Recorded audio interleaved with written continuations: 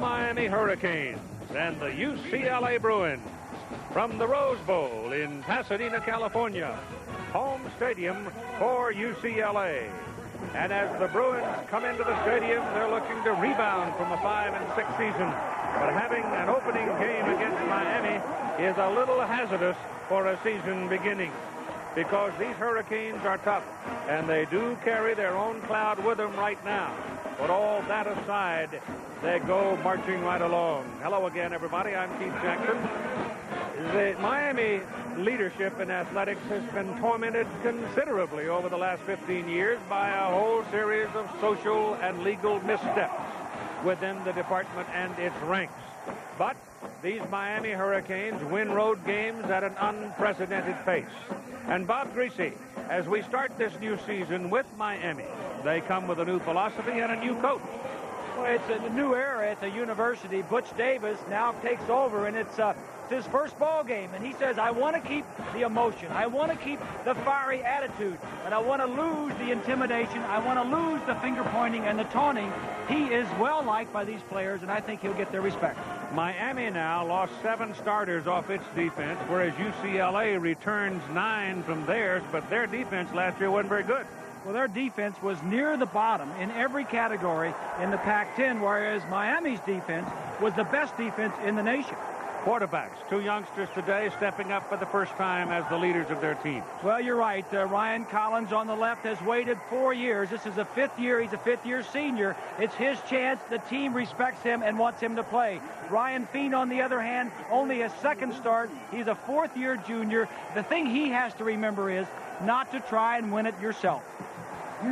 This morning about 6:30, I woke up with thunder and lightning and a rainstorm. You get the feeling that the Florida folks brought their own weather. Right now, it's about 95 degrees, and it will grow more comfortable as the evening wears on. Still out bright and hot as Greg Andrusek puts it on the tee to kick off for the UCLA Bruins. Going deep to receive for Miami. Number 22 is Tony Gator. Number 3 is Tremaine Mack. And while this is the first game for Butch Davis as head coach, it is the 20th season for Terry Donahue of UCLA. The kick carries to the corner. He almost stepped out of bounds, but Tony Gator gets turned around, comes back to about the 14, and he is planted there. So Miami will go to work with Ryan Collins at quarterback. Collins has had considerable time on the field, as you can see by his numbers, but the most bothersome number of all is that one in yellow. 15 interceptions, 18 touchdowns. He had 6 starts back in 1993. He is a senior. He comes from Pembroke Pines in Florida. And so Miami comes up in a 2-back set. You're going to see 1 back. You'll see all sorts of things from both teams before the night is over. The ball is handed to Danielle Ferguson, and the blue line collapses on him, led by Abdul McCullough, and the gain is out to about the 17. Now the Chili's starting lineup. The backs and receivers for Miami. Ferguson is number 1 at tailback. Kevin Brinkworth starting at fullback. But as I said, you'll see some 1-backs from both teams. Key guy here is Jamie German now. German, number 7. He is a speedster. He is the big play man of the Miami offense. 2nd down and 8. Collins' first pass. Runs away from pressure, and they get him at the 20-yard line.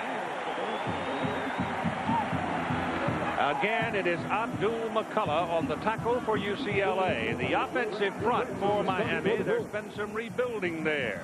The key man is the man in the middle. K.C. Jones out of Midland, Texas, 6'2", 265, a junior, and a very good center. Amen, brother. Terry Donahue said he has been great in the films they've seen. So KC hunkers down, and it's 3rd down and 6 for the Canes. They run it, and they're short of the first down. As the Bruins get Ferguson at the 25, again, it's Abdul McCullough. Now, McCullough's only 202 pounds and 6 feet tall. He had played in the defensive secondary previously, but they wanted him up front where they could utilize his quickness and his toughness, and he just gave you 3 tackles in a row. Bobby Field, the defensive coordinator, says he plays a lot bigger than he is, and playing linebacker, he's going to have to. Mike Chrissy, very good punter for Miami. Career averages better than just under 39 yards per punt. Kick is out. Paul Guidry waits for it, calls for a fair catch at the UCLA 36-yard line. And so the Bruins get pretty good field position for their opening possession. We're at the Rose Bowl in Pasadena. That was a 39-yard punt, and we'll see the Bruin offense in a moment. The quarterback for UCLA, he has had 1 start prior to today. Ryan Feen from Simi Valley, California. You see his numbers from his career so far. He's a junior, 6'3", 211, and they drop back into a 2-back set. 3 wideouts in the ball game, but they run it, and they'll be running it until Miami stops it. Kareem Abdul-Jabbar carried the ball, and Tony Coley put the hit on him. Chile's backs and receivers and starting lineup for UCLA. Kevin Jordan would be considered, I think, the big play man for UCLA. I know it's unusual that you find 2 wide receivers being highlighted by the 2 teams, but they deserve it. Jordan caught 73 balls last year. It is 2nd down and 9 on the second play, and they continue to give the ball to Abdul-Jabbar, and he's up across the 45 and close to a first down. The offensive line is one of the basic strengths of this UCLA football team. It's seasoned, it's big, it's a veteran group. Jonathan Ogden, playing that left tackle position, is like trying to climb over a wall to get to the quarterback. And as you see, 5 returning starters, and that last play was run just behind Jonathan Ogden. Picked up a first down. There's the big guy. 6'8", 303 pounds. It's a long yard on 3rd down. There's contact. Defensive man jumped into the neutral zone, did not retreat. And now I would say this call could go either way. Dead ball. Offside. Yep. On the defense. First down. James Fogeltantz is the referee making the definitive call, and it's a first down for the UCLA Bruins. A 5-yard Butch Davis, having been at Miami on Jimmy Johnson's staff, went with Jimmy to the Dallas Cowboys, where he was defensive coordinator. But when the call came to consider the job at Miami, he took it because he'd been there and he knew the territory. And everybody so far seems to be very, very happy about it. In the middle goes Abdul-Jabbar. Hit at the line of scrimmage, shook him off, and moved it on down close to 5 yards on the carry. Defensively for Miami now, and they will change this defense a lot too, I suspect, and probably more as the year goes on. Primary strength up front would be with the defensive ends, Kennard Lang and Kenny Holmes. They led the team in sacks last year. Linebackers are very good. James Burgess suspended for 2 games, not here. Ray Lewis is the bell cow there. Carlos Jones is the leader of that defensive secondary, and the other 3 people all moved to different positions this year. Here's Ryan Feen rolling out, sidearms his pass, caught, first down, 31-yard line. Kevin Jordan made the catch.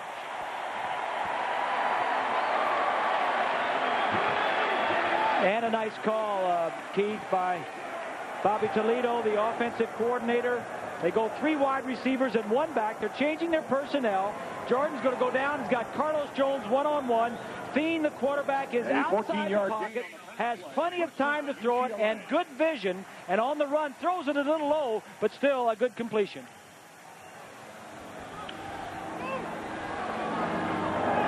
Bob Toledo, the offensive coordinator for the UCLA team. 31-yard line, first down for the Bruins. Mounting a bit of a threat right here. The whistle stops the action. Penalty markers on the field.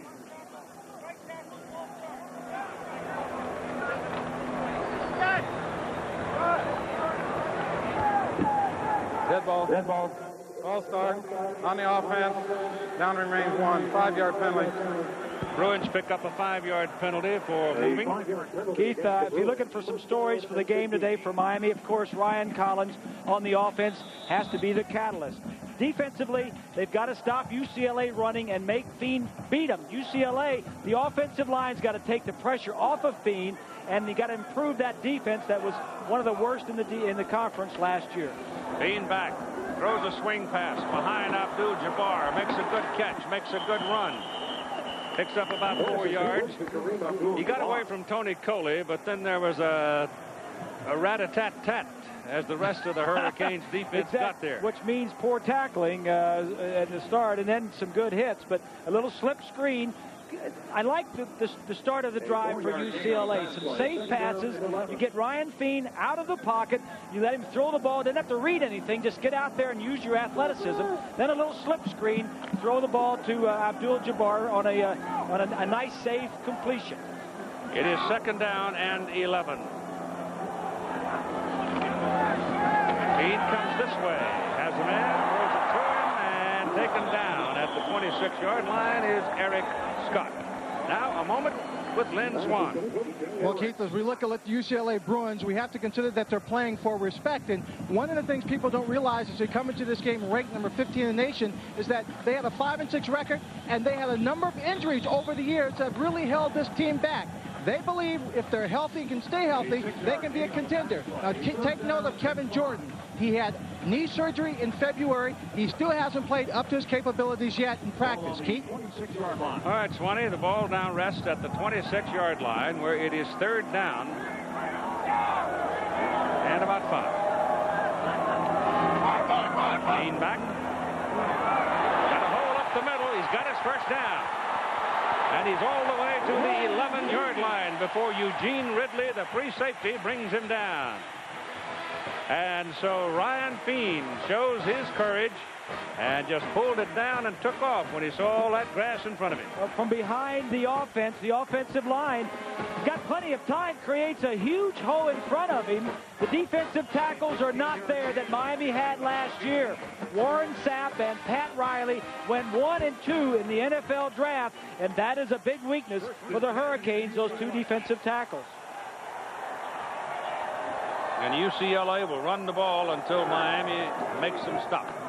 Like this to Abdul-Jabbar. That's a good tackle by number 52, Ray Lewis, the 230-pound junior out of Lakeland, Florida. I'll tell you something else that happened for Terry Donahue in the offseason. Normally he loses a bunch of coaches, but he got 2 back. He got Don Riley back to coach his offensive line, which Don Riley was the offensive line coach during those glory years when they were winning the conference championship. And he got Larry Marmee back to coach his defensive backs. Yeah. Those are 2 good football coaches.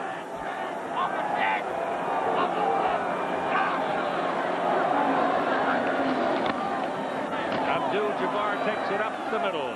Miami getting a little stiffer now as they're getting the feel of things.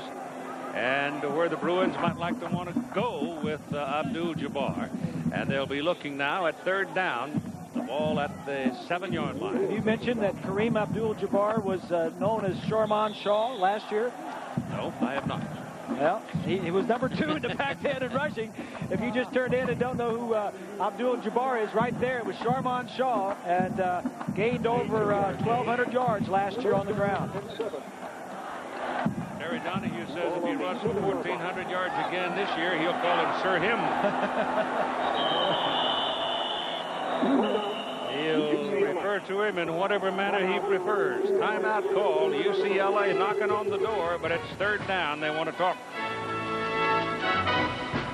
Football on ABC Sports, brought to you by Pontiac and your local Pontiac dealer. We are driving excitement.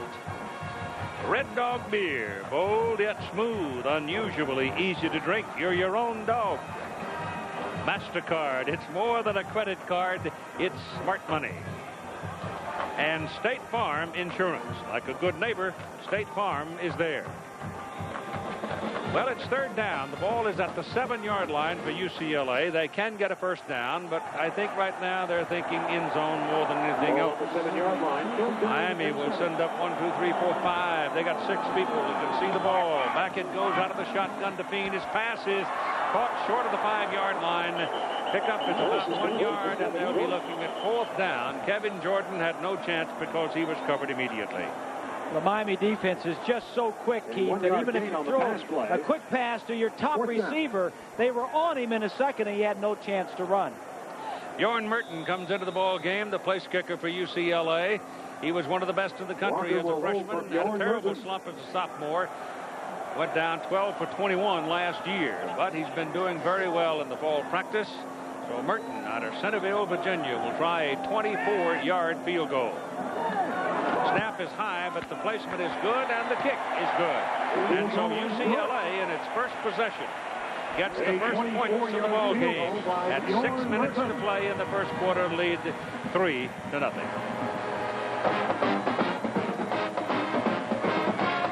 Next Saturday, it's a college football doubleheader on ABC Sports. Noon Eastern, viewers in most of the country will see one of these 3 games.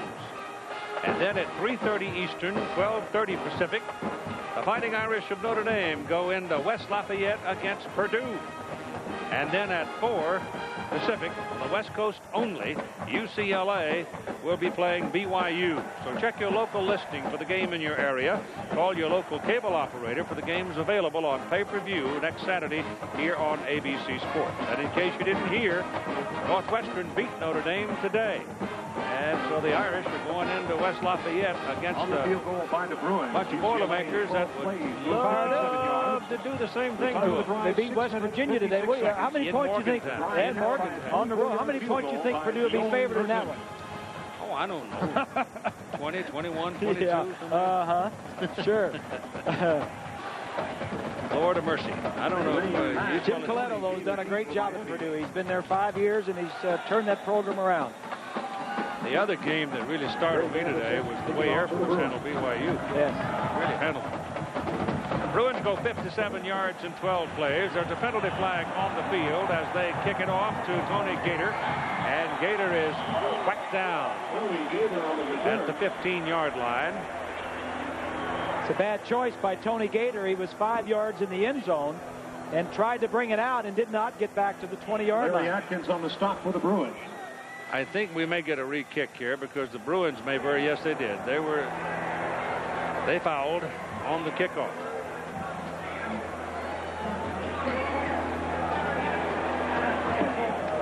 Encroachment on the kicking team. Be a 5-yard penalty. The defensive line for UCLA, led by Philip Ward, they've gone from a 3-4 to a 4-3 because they didn't have a dominating nose guard, and so they're trying to go to the 4-3 to use some of the quickness they have. But there will be moments, I suppose, today when they get into a nickel and dime package where they'll go back to a 3-4. Yeah. The linebackers are led by Donnie Edwards. Now, you will see number 23 at times today in a down position as a rush in. Yeah, and Abdul McCullough is an awful good player, as you mentioned earlier. And the defensive secondary is led by Teddy Lawrence, number 2. He's a good one. And he's a lot like this Carlos Jones from Miami. He always takes the tough customer and normally does pretty well with him. All right, Andrusik will kick it again with Gator and Mack back for Miami. 3-0 UCLA at 5:56 to go in the first quarter. Kicking off for the Bruins.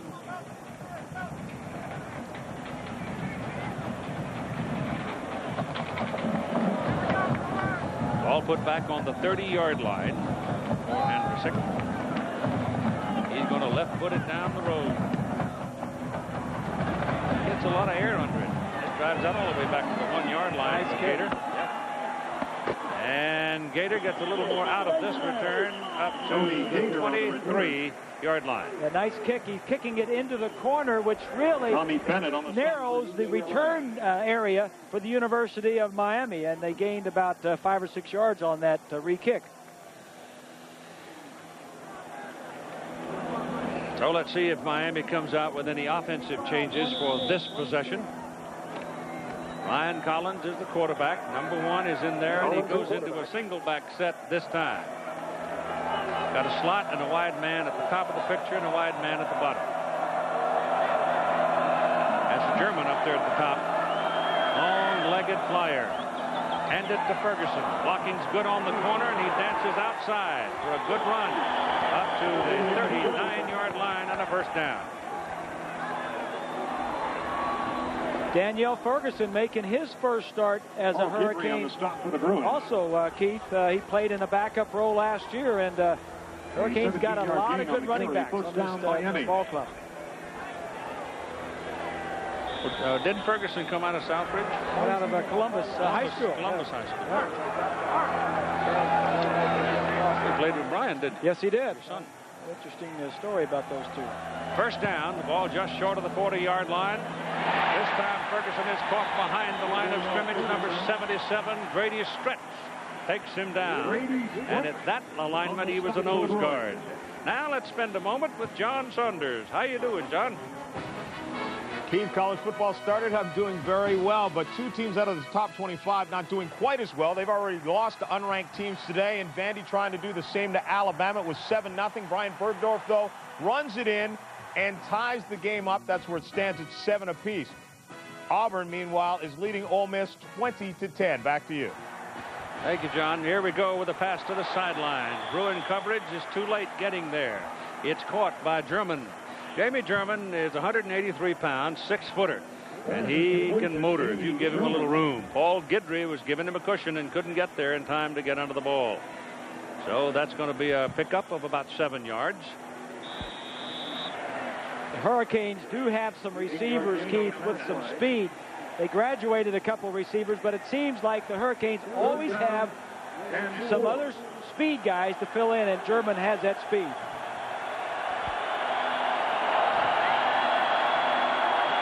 Here they come. Throws underneath it. May have checked off when he saw him piling up for the blitz.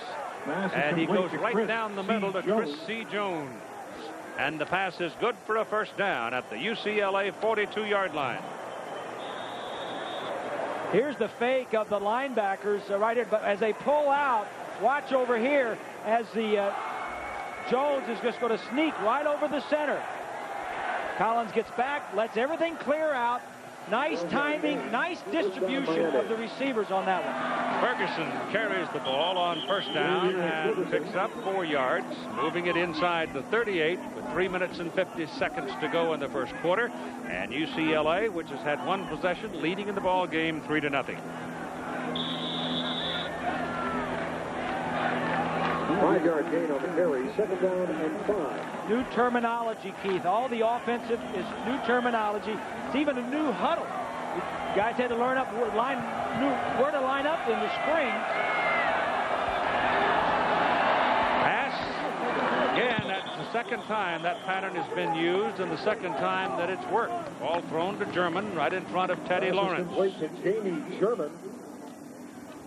Oh, it's Guidry on that side for this play on the boundary side. Tomorrow night here on ABC, you are the stars of America's Funniest Home Videos, and then Dean Cain and Terry Hatcher are the stars of Lewis and Clark. And then Virginia Madsen starring in a story of real life, fatal attraction, a murderous affair, the Carolyn Worma story, all tomorrow night on ABC. Ferguson going outside, slips and falls down at the 30-yard line. So on first down, there is no gain. Rose Bowl turf, very good. Yes, it is. Ferguson just trying to do too much, trying to cut back. I mentioned the huddle, Keith. In the huddle, sometimes you want your quarterback where you can see everything that you need to see, and that is behind the huddle, looking at the defense. In case they substitute anybody, you can see if they're substituting, and that's very simple, but sometimes quarterbacks aren't put there. Collins getting pressure, gets his pass away, and it is off the hands and incomplete of Yatil Green. Wide open, too. Yep. He was a gimme, and he missed him. Collins just threw it a little bit too quick. He would have just held it a split second. I'm sure the butterflies are still going in there. He's smiling. He knew he had his man open. Both quarterbacks, though, starting out pretty well. That's Collins' first miss. He's now 3 out of 4 for 27 yards. Feen in UCLA's First possession was 4 for 4 and 25 yards. And the opposite is true there big time, is that they haven't turned it over, haven't made a big mistake. Timeout. Timeout, Miami. Stopping your clock at 2.5 minutes to go in the first quarter. The Rose Bowl, and the Bruins lead 3-0. Down and 10 for Miami. The ball at the UCLA 30. Kevin Brinkworth, Hurricanes fullback, hobbled off the field, bunged up some. Derek Harris is now in there, number 34. The plan was to alternate him anyway. Brinkworth seemed to be banged up a little bit. Harris has played a little bit of everything. Linebacker, tight end, and fullback before. Collins passes away, and it is just over the hands of Jamie German. Pass is incomplete. Jamie German, the intended receiver. So it'll bring up 4th down and 10 at the 30. Well, they had single coverage in the secondary because they had a blitz on. The Hurricanes picked it up. Gives it a lot of loft, giving the receiver time to separate from Teddy Lawrence, but German just couldn't get to it. Mike Chrissy will hold, and Dane Pruitt will try a 47-yard field goal. He has hit 13 in a row. Not from this distance, mind you. But he's got, he runs out of air, and it's no good. Hooked it left. So he misses from 47 yards. The Canes, in their second possession, are turned away at 2:19 to play in the first quarter. First down from the 30. UCLA goes back to the familiar tune. Run the ball till they make us quit. Kareem Abdul-Jabbar, 200-pound junior, hauls it around the right side and got 3 yards. Skip Hicks was to be the other part of the UCLA offense, the other tailback. Bigger, stronger fellow, but he tore up a knee in shorts at the very outset of fall practice. He's had trouble with injuries most of his career, Hicks, hadn't he? Yep. So you got the slasher in there, and he was the hammer, and they lost him. Second down and 7. Bean goes down quickly. Number 93, Marvin Davis, just slammed him to the ground as he was in Bean's face before he really had a chance. And here's 20. Keith, bad news for number 41, Kevin Brinkworth, the fullback. The trainer came over to me and said, after examining him, that it's a partially torn Achilles tendon. It's his right foot, and they're working on him right now, but obviously he will not be back in this ball game. Keith? Or next week either. It's a tough break. Brinkworth, the fifth-year senior, came over from linebacker to fill that fullback spot. The Hurricanes had no fullbacks when they went to the two-back system. Bean rolls out, gets his pass away, incomplete to the sidelines, and takes the lick. He was getting all kinds of pressure, but the man that put him on the ground was Ray Lewis, who ran him down. If you want to see a middle linebacker right here, Ray Lewis from Miami. He just goes after him. Led the team in tackles last year. All Big East player. Chris Saylor is in now to punt for UCLA. He's a freshman. Also a very good place kicker. Has had all kinds of marks around the San Fernando Valley in place kicking. Tony Gator is deep, showing respect for his leg. He's well back, and it's a good kick. Fair catch at the 32-yard line, a 41-yard punt with no return at 50 seconds to go in the first quarter. Miami defense showing a little more aggressiveness in that last series, putting more pressure on Bean.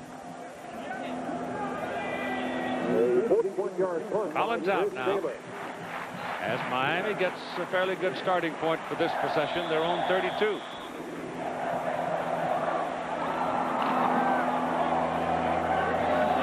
Ferguson and Harris will be in the backfield.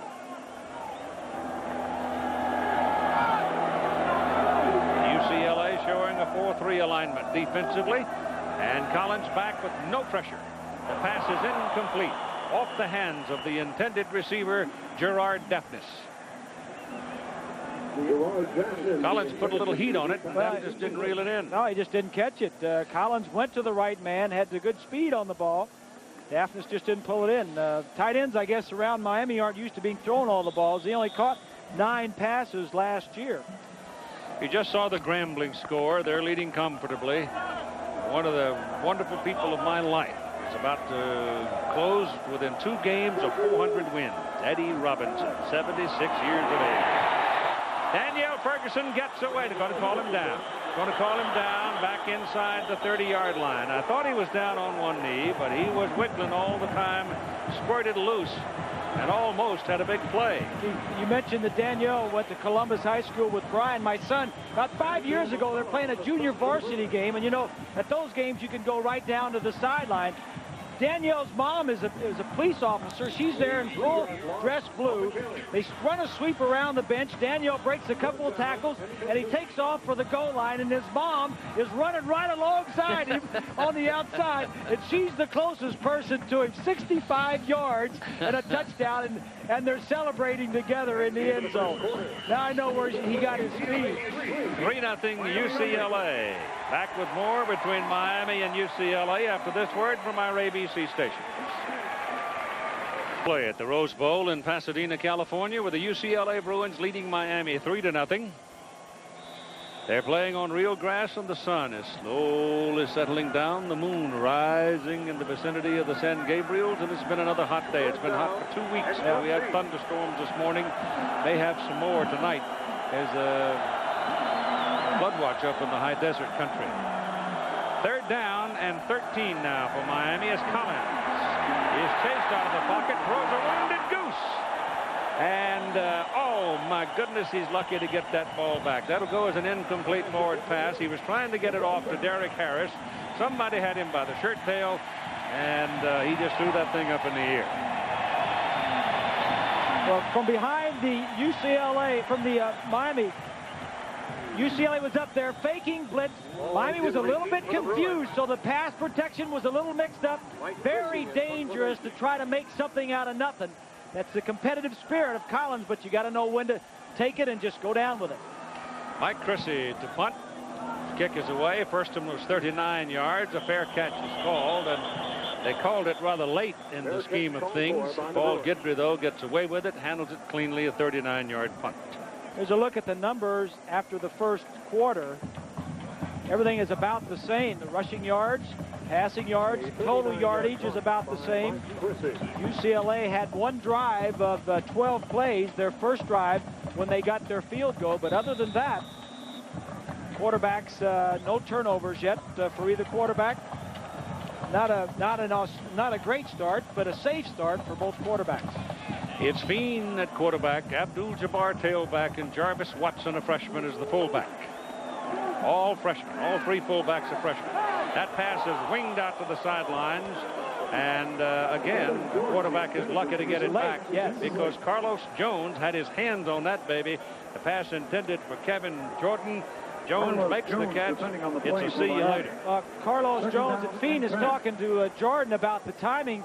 Jones picked off 5 last year and took 1 of them back for a touchdown. Carlos Jones gets it in his hands. You won't catch him. Yeah. He's got a second Not gear. down that sideline, you won't. All you're going to have chasing him is offensive linemen. They weigh 285 pounds. The quarterbacks combined started out 7 for 7. This is Abdul-Jabbar. Good run. Solid effort after the tackle gets him another couple of yards. But they started off 7-7, and since that time, they're 0 for 6. Big block came from Jonathan Ogden. Watch him up there at the top, number 79. 79, he's the big one. An 8-yard gain on the carry. 62 is Christensen with him, but look at the 2 nice blocks that the left tackle Ogden and Christensen right next to him. We talked about the strength being that offensive line. You got to play to it. 3rd down and 2 now for the Bruins.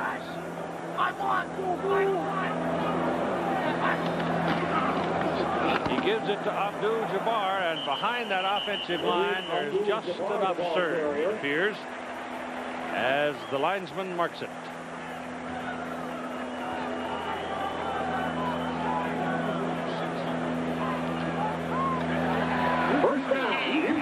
Some of the baseball scores on the day's action. California is really wobbling right now. They had an 11.5, 12-game lead at one point. Hung around 10-game lead for a long time, but now they are really struggling. It's a long season. I guess over the long pull, everything balances out. First down for UCLA. Ball at the 43-yard line. Bean under pressure. Pass is incomplete. It was intended for the tight end, Brian Richards. And he's hurt. Yeah. Looks like he might be bleeding. Kennard Lang's the man that's going to deck him. 96, yes. The quickness of the defensive ends right there. Oh, that's 260 pounds landing on you. Right in his face. And he's got to come out of the ballgame. yeah, he's bleeding. Yep. Not badly, but some light blood on his face. But we were told about this young man. It's a true freshman, Cade McNown. He's 6'1", 206 pounds. He's from West Lynn, Oregon, but he was born and raised in California. He played 1 year of high school football in Oregon. And he's had a very good fall camp. Worked his way right into the number 2 backup position. So Cade McNown, M-C-N-O-W-N. Remember the name.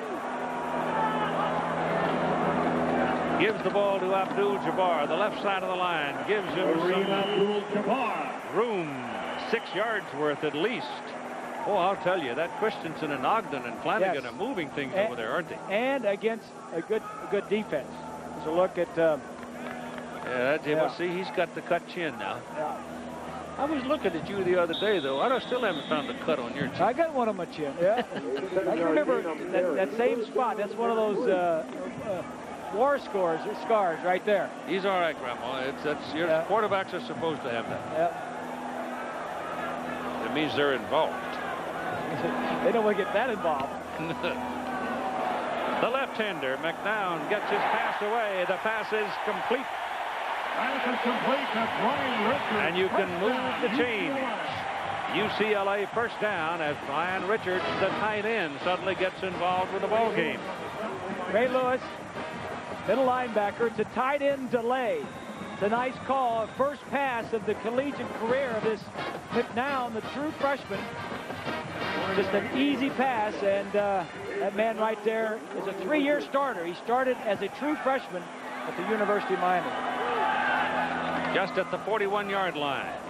Ball is handed off inside, and it's Abdul-Jabbar carrying again. He's going to get a lot of carries. He'll get 25 in this ball game, I suspect. He's already got 10 carries for 43 yards. 12-10 to play in the first half. 3-0 Bruins lead.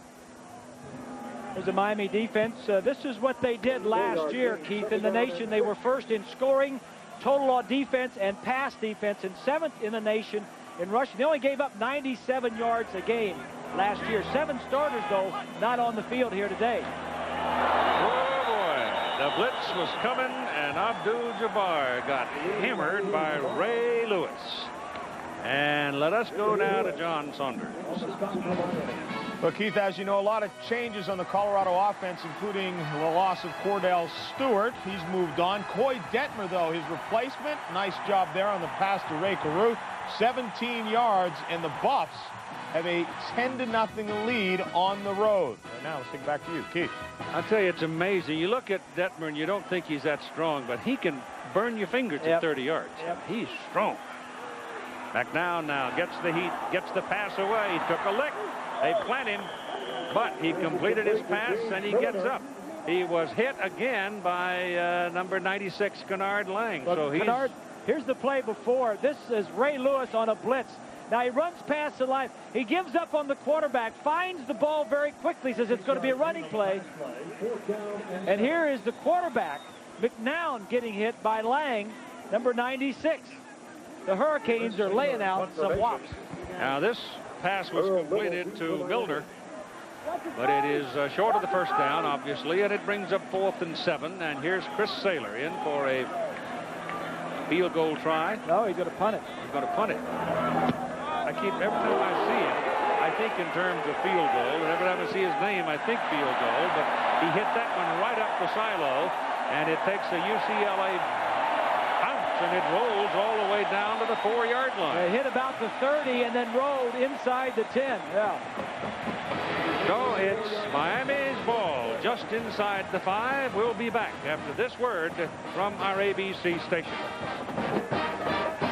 Ball just inside the 5-yard line. 10 minutes and 16 seconds to go in the first half. UCLA making that field goal stand up so far for a 3-0 lead. Miami moved the ball pretty well the last time they had a go at it. And Ray Lewis has sort of taken over between he and Kennard Lang. They're just sort of taking over the defensive chores for the Hurricanes. Well, they are the senior members of that defense that is left over from last year, and they're kind of showing how it's supposed to be done.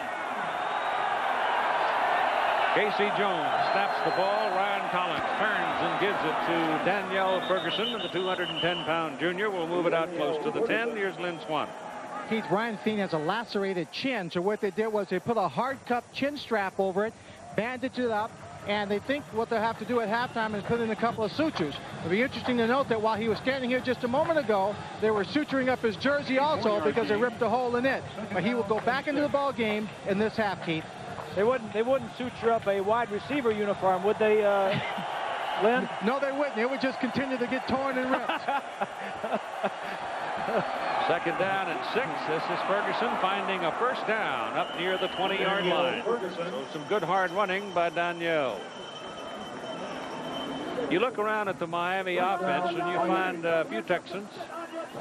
A fellow from Missouri, one from Montreal, and Michigan occasionally, but the bulk of them come from Florida. Yeah, 44, I think, out of the 85 on the scholarship roster are from, but no other state has more than 5 or 6 players from that area.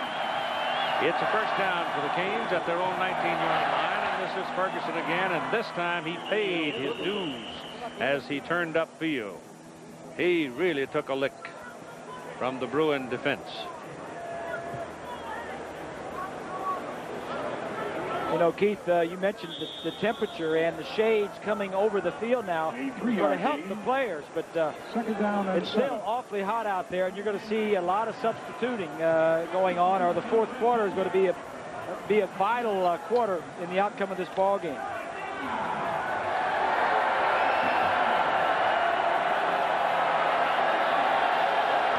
Ferguson way back there where he has some time to search, and that time he was looking for a hole that closed. The door slammed on him, and it's led by Grady Stretch, number 77. Monday night, the season premiere of ABC's NFL Monday Night Football as the Dallas Cowboys take on the New York Giants, plus Jeff Fahey starring as the Marshal. That's Monday starting this week on ABC. Check the local listings in your area.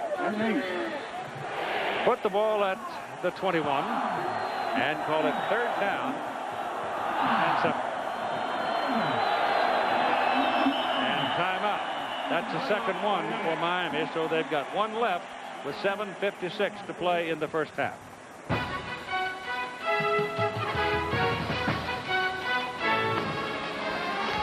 It'll be 3rd and 7 as the Canes come to the ball, trailing in the ball game by a 3-0 score. Carlos Joseph is in the backfield with Ferguson behind Ryan Collins. This figures pass here. Gets it away. He's going big. He's got a man, and the ball is slapped loose. Good play by number 3 defensively for UCLA, Javelin Guidry. Yatil Green was out there, had the ball in his arms, and Guidry slapped it away. I think it may have just gone through his arms, but Collins throws this ball as well as you can throw it and gets hit. That's Ward 97. I think that ball went through his arms. Javelin was a little late, it looked, Keith. He was late. And Yatil Green just let it go through his arms. So, failing the first down, in comes Mike Chrissy for his 3rd punt of the night. The first 2 were each 39 yards in length. This is a little higher. And again, a fair catch is called by the Bruins. Paul Guidry drifting back 42 yards on that punt. And UCLA will go to work at their own 37-yard line. So, again, the Bruins have good field position. And as far as the storyline for today, talked about Ryan Collins. He is 3 of 8 with 27 yards, and he's converted on 1 of 5 third down opportunities. So a slow start for both offenses here today. And coming out at quarterback, it is Ryan Feed. Patched up now. Ryan with a Feed at bandage on his quarterback for chin, the Bruins. and he's back in the ball game. And James Milner lines up behind him as the single back. Milner was a fullback last year. Feed back throwing the ball. Going down the middle. Has a man open. Missed him. He had him. And he just plain missed. Number 85, Jim McElroy. He is the speed merchant on this Bruin offense. Terry was telling me, Donahue, that he's got outstanding speed, and he was the only guy out. Play action, and he just threw it as far as he could throw it. And McElroy just couldn't catch up with it. That's kind of interesting. Ray Lewis, the linebacker, was coming back up the field with 3 of the DBs, having a little talk with them. Yeah. Well, he's the leader. There are no seniors on that defense. None. Anywhere on the bench or anywhere else. This is Milner. And James Milner, the senior out of Alexandria, Virginia, picks up a first down for UCLA. And we've got Jonathan Ogden hobbling. From behind the defense, that's a nice trap block by Sinks, and then poor tackling by Holmes, number 90. 14-yard gain on the carry by Milner. First down, Ogden showing some pain coming up off of a block, but he's going to stay there. I think he got fallen on, Keith. Yeah, twisted his leg a bit. Yeah. It's first down. The ball is at the Miami 49-yard line. He's back. Arm hit as he delivered the pass, and it goes incomplete, intended for Milner. Feared Milner anyway. And again, it's Kennard Lang. It was Lang who put the helmet on his chin and cut it. It was Lang who put McNown flat of his back and deflated him. Well, so Kennard has declared war on the quarterbacks. And the ball was thrown out of bounds, and a good thing because it was a lateral. Well, if you remember, yeah, exactly. If you remember on the lineups, we highlighted the 2 defensive ends, and Kennard Lang was one of them. He was the Big East Rookie of the Year last year, had 8 sacks for the Hurricanes, and he is just eating up Chad Overhauser on that one. That ball thrown out of bounds. It's a -7 yards on the play. So the Bruins are going to be looking at second down and 17 because the ball was behind the line of scrimmage and was thrown out of bounds. Kenny Holmes and Kennard Lang on the outside, and Ray Lewis in the middle doing the damage. Pressure coming. Passes away. Pass is good. Got a block in front of the ball carrier down to the 40-yard line for Kevin Jordan. Jordan, who's been slow to come about, he's been dinged up and had some surgery and all of that sort of stuff, but he looks to be gaining confidence now as he's enduring the hits. Wide receiver screen. Watch the offensive line go downfield, and then the ball will be thrown to the wide receiver behind the line. Watch the lineman. See the lineman, the 5 blue shirts? You can't do that in pro football. The ball has to be thrown behind the line of scrimmage, and in college football, you can go down and block if the ball is thrown behind. That is a legal play, and it is dangerous. And it's 3rd and 1 now for the Bruins after the big play. Yeah. There goes Milner. And the former fullback blows his way inside the 35 to the 34, and a Bruin first down.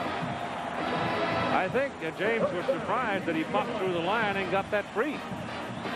But he stood up. They got a hold of it. Just good blocking up front. And we talked about the strength of UCLA. Ogden is one of them. Flanagan, 58. Christensen, Sinkson is 73. And Overhauser is 69. And they're all returning starters. They're right to left at 300, 308, 278, 280, and 305 pounds. They're big. Bean quickly outside. And the gain is to about the 25. Little quick pop play to Derek Ayers, who made that catch, a junior out of Compton, California. Well, tomorrow, the big boys on the PGA Tour will have at it in the final round of the Greater Milwaukee Open, presented by Light Beer. Leader after 3 rounds, Scott Hope. Live coverage begins 4 Eastern, 3 Central, and Pacific here on ABC Sports. There have been 6 different UCLA receivers so far. Here goes Milner around left end, and he's going to pick up a first down for the Bruins to the 20-yard line. And so they're riding the big old mules right now. First down, UCLA.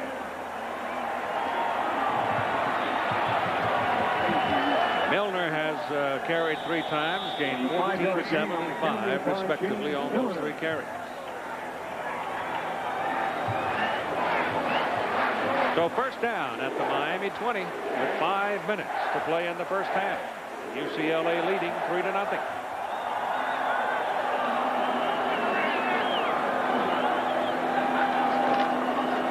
Bean still got it. Pressure comes. My goodness. Number 90, Kenny Holmes. Yeah, you just can't take very much time when you're throwing. Now let's check in with John again. Keith, thanks a lot. Wisconsin facing Colorado. Darrell Bevel, terrific quarterback, looks to pass and then decides just to run this one right in. 10-7 at that point, but Colorado is marching again right now inside the 10. It's 10-7. We'll keep you updated. Back to you, Keith. Alrighty, they're playing that one up in Madison, on the shores of Lake Middleton. Ball is back on the 30-yard line. It'll be second down and 20. And timeout. UCLA will have 1 timeout remaining at 4:05 to play in the first half. UCLA. As we said at the beginning of the telecast, Terry Donahue starting his 20th season at age 51. Only 31 when J.D. Morgan hired him to coach the football team. He's a walk-on at UCLA. Yep, Notre Dame High School. Defensive lineman. Out of the shotgun on second down and 20. Bean swings it out. And there's no room over there for Milner as number 45 sought him out. That'll be Twan Russell, linebacker, making the tackle. Look at this one. Youngstown State gets beat by Kent. That is a big upset. Jim Tressel, the coach there, had an opportunity to coach the University of Miami. Decided to stay at Youngstown State. And I would still say that he is a prime candidate to move up anytime he wants. Yeah, I think Jimmy's going to have a lot of choices. Anytime he wants. He's happy where he is. Yes, that's what I say. And so is his wife, which is very important. Beanback lets it go, and again has to throw underneath the coverage as Abdul-Jabbar had come back in at the single back position, and they've stopped him at the 26. Colorado has scored. John has the story. Keith, we told you Wisconsin had gotten right back in the game, but Colorado just marches down the field. Marlon Barnes 6 yards on second down here. 17-7 now. The Buffs back in front by 10. Back to you, Keith. The Buffaloes, Rick Neuheisel, played at UCLA. Bjorn Mertens in for a 43-yard try. He's kicked 1. Snap is high, but he gets it away, and it's no good. I don't think the placement was all that good. The snap was high, and it looked like Walker maybe didn't get it down cleanly, and he pulled it off to the left. We'll take a look. Now, timing was off. Score remains 3-0. New tailback in the ball game now for Miami. Trent Jones, 5'8", 188-pounder, sophomore out of Miami. They hold him in high regard. He brings a fresh pair of legs to the game as Ferguson sits down. He had 40 yards on 11 carries. And Collins back, lets it go, has a man. Pass is complete up at the 35, beyond it to Cy Tucker, tight end, 6'6", big target. At the conclusion of the game, we'll select the genuine Chevrolet most valuable player of the game from each team. To date, Chevrolet has contributed almost $5.5 million to the scholarship funds of America's colleges and universities. Second down and 1. Ball just over the 35. We're at second down and 1 for the Canes. Not much scoring here. It's been kind of quiet. There have been some knots laid on, folks. I tell you, there's been some pop. Throw that ball to number 87, Yatil Green, and he makes it a first down Miami up at the 44-yard line. You got a lot of big players, Keith, on both offenses. You've got running backs and you've got wide receivers, and you've got a good offensive line. The problem is the quarterbacks are not converting on third down to keep first downs, and these two defenses are very quick and are sure tacklers. When they get an opportunity to tackle, they're making the play. Quarterbacks have to step up and make the tough plays. Collins back, wants to go big, can't do it. Sack him back at the 36. Grady Stretz is having a big ball game. Big old senior out of Tempe, playing in the middle for UCLA. Brady Stretz and Travis Persky on the stop for the Bruins. Look from behind the offense. Take a look at the pass protection. That's Heine and Perry, 73. Casey Jones gets beat by Stretz. When Stretz beats Casey Jones, that's something to talk about. Philip Ward came in to clean him up. And it's second down and 19. And here goes Jones. Trent Jones with those fresh legs, slashing his way. And gets back across the 40 to the 47, where it'll be third down and 8. Not only fresh legs, Keith, and that's a good point, but he is small and quick. Only 5'8", and he just darts through there. A lot of speed on both offenses, but like I said, as the trend seems to be in college football, a lot of speed and quickness on defense also.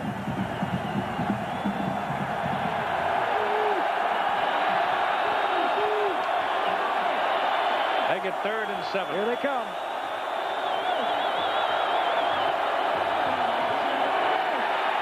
Collins now has got to run out of the pocket, and he won't get around the corner. He was finally run down by Abdul McCullough. On the That's stop why for the he's in Bruins. there at a linebacker position, because he brings a lot of tools to the trade. Coming up on the Prudential halftime report, John Saunders have scores and highlights, and there are some very interesting scores. We'll have a report on Miami's storm of controversy and their ray of hope, and we'll have an ABC News report. Mike Chrissy is in to punt now. It'll be his 4th of the ball game. A pair of 39-yard boots and one 42. Nobody deep for UCLA. That's a very good kick. It's going to get pretty good coverage unless it takes a hot bounce. Nice play. Yes, Canes cover the ball at the just outside the 6, make it the 7-yard line. Is it that Scott that caught the ball? Tony Gator. Gator. Ran it down. Nice. This is by far UCLA's worst starting point. A 43-yard punt. Up to this juncture of the game, the Bruins have been starting at an average position of 34-yard line. That's pretty good. I've been impressed, Keith, with both defenses. And like I said, you know, Nebraska won the national championship. They went with smaller players and quicker. The Hurricanes have always had those types of players on defense. And Bobby Field's defense for UCLA, they are the same way, quick, and they're just running down the offenses.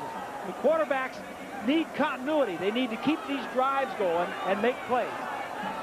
A minute and 2 seconds remaining in the first half as UCLA takes over at their own 7. Give it to Kareem Abdul-Jabbar, and he finds daylight outside, going around the corner. And he immediately gets UCLA out of trouble all the way out to the 31-yard line. Picked up 24. Coming out of the end zone, you're inside 5-yard. Big run, nice blocking. Ogden on our right side. Makes a nice move. It's a 24-yard carry. He's got 60 yards on the afternoon and only 12 carries. 53 seconds remaining in the first half.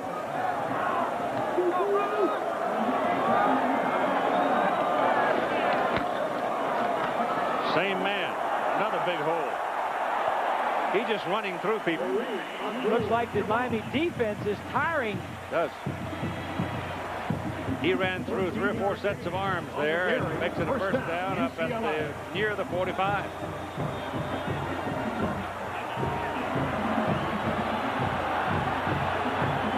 Clock is running, 40 seconds. Got 1 timeout remaining. They ought to be in a little bit of a hurry-up mode here. I mean, another run like that or a pass should get you down in the field goal range. Kevin Jordan wide to the bottom of the picture. They'll run it. This time, Kennard Lang is there to do things to it. And you got to question the confidence that they have in the quarterback at that point, Keith. They're letting the clock run down. You're out to your 45-yard line. I know you started on your own 5. With where you are, I think you throw it deep a couple of times and take a chance. Nope, they're going to the clubhouse. It's a 3-0 lead. With the score, UCLA 3. So at halftime, UCLA in a low-scoring ball game leads Miami 3-0. Now let's join John Saunders. Rose Bowl in Pasadena, California. Quiet first half. Yeah. If you like defense, you got to like this one. Ladies and gentlemen, but quarterback starting for the first time. I know Ryan Collins has started for a while, but getting his first chance to play, you're going to get that. You know, you're going to have slow offense. Only scoring was this 24-yard field goal by Bjorn Merton. He missed later from 43 yards. Miami's Pruitt missed from 47-yard.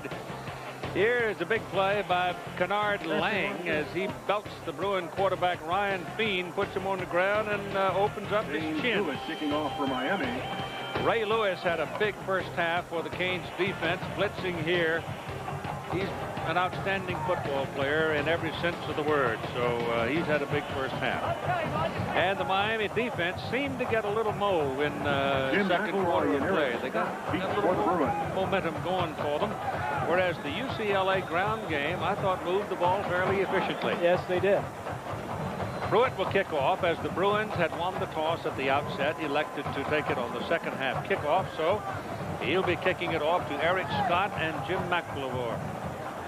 McElroy watches it go to the sidelines and go out of bounds. And that's 5 yards, and they'll bring it back and do it all over again, and we go to Lynn Swann. We've had a chance to talk to Terry Donahue on the way in. He said he was pleased with the way his team was playing. One question he had going into the game, whether or not the Bruins could go toe-to-toe with Miami, and he felt they were doing just that. He decided he didn't want to press his young team with 40 seconds back up in his own territory because he had a young quarterback, and if his quarterback is playing well, he felt his team would be playing well. When I talked to Butch Davis, he says they've got to do a better job on run defense. He said not just sitting there and catching blocks, but being aggressive and making the play. He says offensively, they've got to make the play on 1st and 10 and get back into this ball game. Keith? All right, Swanee, UCLA decides to take it at the 35-yard line under the rule. There will be no free kick or re-kick. And they'll open with Feen back at quarterback and Kareem Abdul-Jabbar at tailback. So they start out in the second half with a single back offense, and Abdul-Jabbar has it. And you heard the collision as he ran into Ray Lewis and Kennard Lang both. Got a piece of him.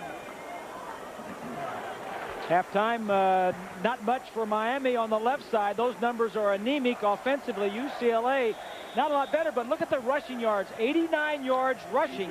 Miami last year only gave up 97 in an entire game, so that's what Butch Davis was saying. We got to slow them down rushing. Time of possession big in favor of UCLA. But the hitting along the trenches, Bob, is midseason form. Oh, it's been outstanding. They are just belting each other. Here goes Abdul-Jabbar. And he's got a first down for UCLA at the 48-yard line on the Miami side of the field.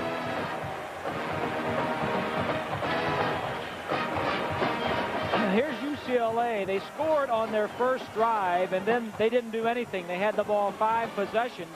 They had 2 11-play drives, but not a lot. Bean was 8 of 12 and 54 yards. Abdul-Jabbar had 72 yards. Milner had 25 yards. Jordan had 3 receptions to lead the receivers, but a lot of rushing yardage for the Bruins. James Milner is in the backfield now, has the ball. Hit behind the line of scrimmage, shakes it off, then somebody grabs him up around the neck, and it's Lang again, and Kennard takes him down. Kennard Lang, 6'4", 260, only a sophomore. He will wear out his welcome in many places before his career. As we mentioned earlier, there are no seniors. There's only 9 seniors on the team, and there are no senior starters on the defense. In fact, no seniors on the entire defense. That young man, just a sophomore. Still growing. The 2 ends and the middle linebacker, Ray Lewis, are the meat and potatoes right now of that defense. Second down and 8. not much there, maybe a yard. Ray Lewis, number 52, leading the defense. And in that particular instance, the defense had more surge than the offense. Yeah, well, Lewis read Christensen, the left guard, pulling the trap, and as soon as he read that key, he stepped up and made the tackle. I mentioned Don Riley coming back to coach the Bruins offensive line and Marmee the secondary, but there's another fellow that's on the coaching staff, Terry Toomey. Joined the coaching ranks for the first time. He's a former UCLA nose guard who was all Pac-10 in 85, 86, and 87. He was a heck of a player. And Bean gets in trouble, gets away, and one man keeps him from breaking a big play. So he almost turned, twisted, and got himself out of there and turned up a big play. Number 93 was the man, Marvin Davis, who took him down. Hurricanes on a little blitz to try and stop the run. And Davis, as you mentioned, was the last line of defense before about 30 yards were taken off. Chris Saylor in for his third punt of the night, 41 and 34 respectively, and Earl Little is back deep for Miami. No pressure. This time Saylor gets a little more air under it, gets it downfield. It's taken. It's in the end zone. Touchdown, UCLA.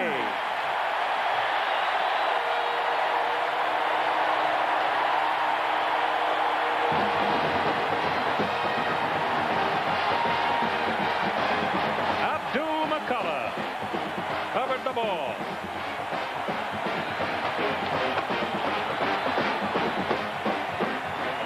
Well, Earl Little is going to field this ball so it doesn't get any further back. He just doesn't field it.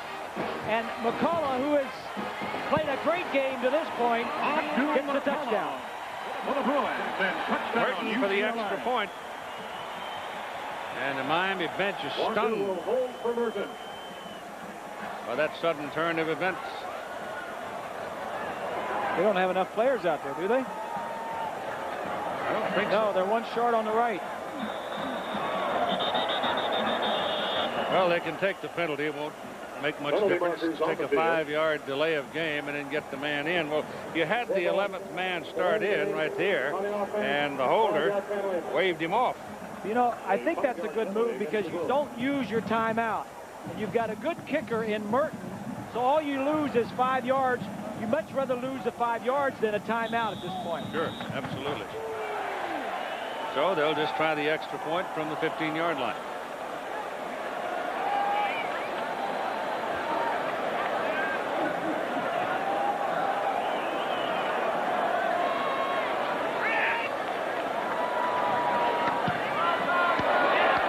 Got it. Took a while, but he got it. And so, little fumble. Rolls into the end zone. Abdul McCullough covers it, and the Bruins lead 10-0. It's the first time that Earl Little has been back on punt return. Hurricanes had problems with special teams last year. It cost them some wins, and it may cost them again this year. A little bit of lightning strikes in the Rose Bowl, and UCLA jumps out to a 10-0 lead now as Greg Andrusek will kick it off.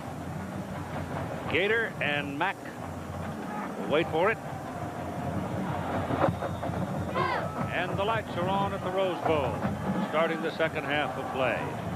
And it's much cooler with that sundown, huh? Absolutely. I'm so tired of low to mid-90s. I'm ready to go to British Columbia and jump in the river. Oh, look out! This is Gator, and he comes all the way to the 35-yard line before he is finally brought down by the kicker, Greg Andrusek. And you got a Hurricane shaken up. It's Gator, hurt on the play. He may just have some cramps. They can look at it from behind the defense. Nice blocking on the wall. That's Harris, 34, the fullback. Couldn't tell if he just cramped up or whether he had an ankle. Rubbing the calf of the leg. You see that? Gator, the injured player on the field. I don't know whether that means cramp or whether it's something else. No fun, I'll tell you that. Yeah, that looks like a cramp. Pull his toe back and massage the calf. Yeah, it is a cramp. Well, not a lot of offensive production for the Hurricanes in the first half. The possessions, 4 punts and a missed field goal. Look at the number of plays. They didn't keep it for very long except for their second possession. And they always started, well, the best field position was their own 32-yard line. Collins was 5 of 10 and 46 yards. Ferguson had 39 yards rushing and not a whole lot of passing.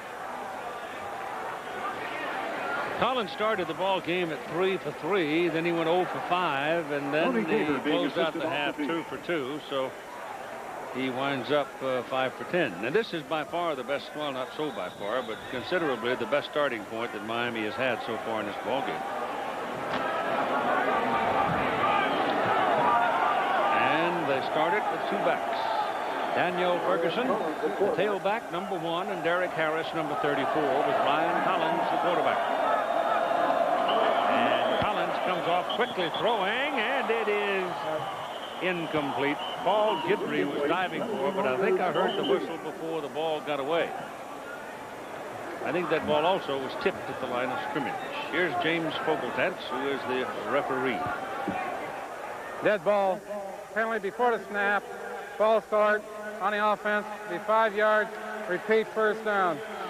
So it'll be 1st and 15. Here are your officials for the ball game: Walter Wolf, James Rennie, Michael Batlin, David Becker, Richard Schnell, and Buddy Horton. They are Pac-10 conference officials. Looked like Collins was checking off, Keith. There were 8 men up near the line of scrimmage, and you don't want to run against 8. I think he checked to a pass, and somebody moved. Handed away to Ferguson. Boy, I'll tell you what, that was a collision with a capital C. It's Brian Wilmer and Grady Stretch meeting Mr. Ferguson. Daniel Ferguson, ball carrier. Well, we talked about at the top of the stories, Ryan Collins had to come up with something.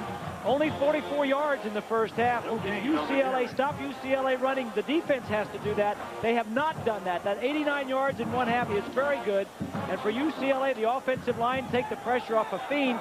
Got 6 tackles for losses as Miami. And improved defense, yes, UCLA has done very well defensively. As he steps away, I think one of the linemen stepped on his foot as he was pulling away from the snap, and he falls down back at the 26-yard line, and that'll be a loss of about 4 yards. That's always embarrassing when you're an offense that hasn't scored in the first half and you're struggling. Watch the feet. It's the right center guard. or the left, it's center or the right guard. Right guard.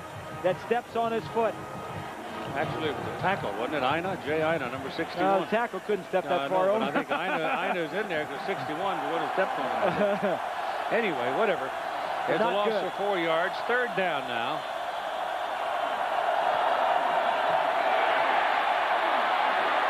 You got a big old lineman chasing him. Uh-oh, coming from the other direction. And you've got a Miami man that's got to be hurt on the play. Travis Kerskey was the man in pursuit. But it looks to me like number 73 has got to be shaken up on the play. That's Perry, the big offensive guard. Boy, he took a lick like, I mean, it was just like 2 locomotives that run together when those people slam together. And there he is. You see that he's in a goodly bit of pain. Big people. The players are so big and so strong and so fast now. It's just incredible when they get a full-speed collision. Well, plus, he was out in an environment, in an area he is not used to. He's used to being in an offensive confinement of about 3 yards either side of the scrimmage. He was way out trying to protect Collins. Collins is coming back to the right of the side there. He's going to get hit right in his lower legs. He's way out there on the sideline trying to do something he doesn't normally do. You saw that cleat stuck, too. Yeah, out of his element. Yep. So Ricky Perry, the big offensive guard, 6'7", 330 pounds. Well, not a good... The first possession, Keith, after the halftime is very key for both teams. Miami offensively couldn't have been worse. They went backwards on the first series.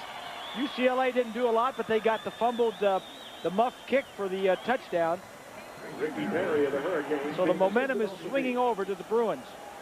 Well, Ricky is walking away from it, but very gingerly. And he'll be lucky if he gets out of this with only a knee sprain, because he really did take a lick. All right, he brings up 4th down, and Mike Chrissy is in to punt. Deep for UCLA is Paul Guidry. The kick is out of there. Guidry is going to have to back up for it. It's a good kick. Steps away from one. Now looking for a little help. He gets some. He's gone. He's got some help. He's got 2 men. And Chrissy gets him. The punter finally got him. 50-yard punt. And Guidry brings it back.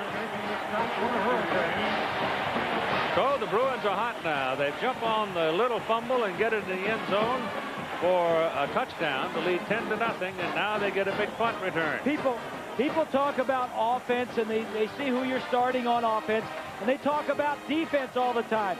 But it's the kicking game that has UCLA out in front. The muff kick for a touchdown, and now the big punt return has great field position for UCLA. This was a problem for Miami last year, the special teams. 32-yard return by Guidry. So Feen is in at quarterback now as the Bruins have the ball just across the Miami 40-yard line. Special teams. Boy, I tell you, they do color the water, don't they? And Davis has emphasized the special teams a lot in practice. Quick pop pass completed to Eric Scott. Pickup is about 6-7 yards. Tomorrow night on ABC, Virginia Madsen stars in the story of real-life fatal attraction, murderous affair, the Carolyn Womass story. That's at 9, 8 Central here on ABC tomorrow night. Ball is on the 34-yard line. 2nd down and 4. Abdul-Jabbar, the single back. He's back there, what, 7 yards? There's contact along the front. I think a Miami man made the contact, Davis. You try to anticipate. Sometimes you're right. Once in a while, you're not. Dead ball. Offside. On the defense. Actually, it's been a very clean game. There's been very few fouls. There's some offsides like that. Been no taunting, no finger pointing, no dancing. Butch Davis has done what he said he was going to do, and that is clean up the program, play emotionally, high-spirited, but clean and fair. And this has been a tough, hard-hitting ball game. So put it on the 29 and make it a 1st down for UCLA after the 5-yard penalty. Feen fakes it. Doesn't open up anything with his fake, though, and gets back to the line of scrimmage, and that'll take care of it. As the Hurricanes recover very well. 93 is involved in the pursuit. Marvin Davis and Michael Lawson. Marvin Davis is playing one of the defensive tackle spots. 2nd down and 10. It was vacated when Warren Sapp and Pat Riley went to the NFL. Both outstanding linemen. Here's Swanee. Keith Ricky Perry, I've been told, has a sprained left knee, but they're going to examine it further. One of the things that they lack here at the Rose Bowl is an x-ray facility where you could take a young man in, get the x-ray right away, and find out just what degree he is injured. Since they don't have it, they'll be cautious. Check it out later on to see if it's anything more, but right now they're just calling it a left knee sprain. Bruins burn a timeout as the play clock was just about gone. So 7:43 to go in the 3rd quarter. On ABC Sports, brought to you by the all-new Chevy Cavalier. It's all you need, and it's genuine Chevrolet. And Coors Light, shipped cold to preserve the clean taste of the Rockies. Coors Light, tap the Rockies. The football is at the 29-yard line, Miami side of the field, in possession of the UCLA Bruins. It is 2nd down and 10, and the Bruins lead 10-0. 2nd down and 10. Jarvis Watson, freshman out of Downey, shows up at fullback. Give it to Abdul-Jabbar on a sweep to the right. Hurdles one, spins away, goes inside the 20, close to the 1st down. Very close. He has some quickness. Oh, and did you see Jonathan Ogden, the big left tackle, all 303 pounds, 6'8", number 79 there. pulling around and getting a good block on Ray Lewis, the middle linebacker. Auburn winning big tonight with 45 points. Tennessee scoring 27 points against Carolina. That's the biggest noise of the day, I suppose. But if Vanderbilt holds on, that'll be pretty big noise, too, over Alabama. But the one that surprised me was the way Michigan handled Illinois. Surprised me. Swanee, go ahead. Well, you know, I heard Bob talking about Jonathan Ogden. You don't really normally hear a lineman's name unless he's doing something bad, getting called for a bad hold. But in all of 1994, he only gave up 1 sack and 1 pressure on the quarterback. And you can imagine in the first half when he was limping around a little bit, gave UCLA quite a scare, Bob. He is huge. Just a little bit short of the first down, and so Ryan Fein on a quarterback sneak just hangs on to Mike Flanagan's hip pocket and rides him for the first down. You can put the ball at the 18-yard line of Miami with 7 minutes and 23 seconds to play in the third quarter, and the Bruins are down knocking on the door again. What a great job Terry Donahue has done, Keith. They ended up last year 5-6, but they were ranked in the top 15 or 16 teams at the beginning of this year because people knew Terry had 18 starters coming back, had a lot of injuries last year, and I think that's the kind of respect that people around the country have for his coaching ability. Abdul-Jabbar outruns the trailing pursuit, and he's got 9 yards on the carry. Boy, when he plants and comes around that corner, he does it in a hurry. And again, it's Ogden with a key block.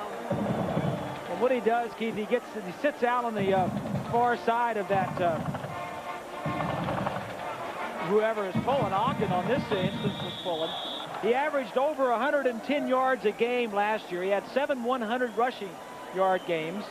And he's going to leave him in. He's over 100 yards right now. He's got 108 yards on 19 carries. Ball on the 9-yard line. Got it again.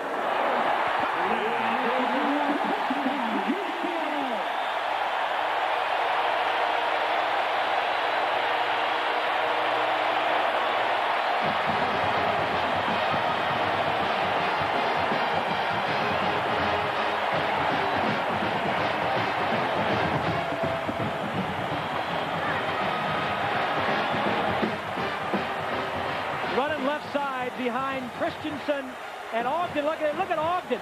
Remember, to the right of your screen, the huge offensive lineman. He fouled up half. Defense. Way to go, Jonathan. Here's the kick drilled through by Murphy. You know, it's kind of fun, though, really, because these guys have been the pillars of anonymity for so long, and now with the close-ups and the technology of television and the whole thing, the guys the big uglies are getting their due, finally. Heck of a play here by the big guys in the trenches for that touchdown.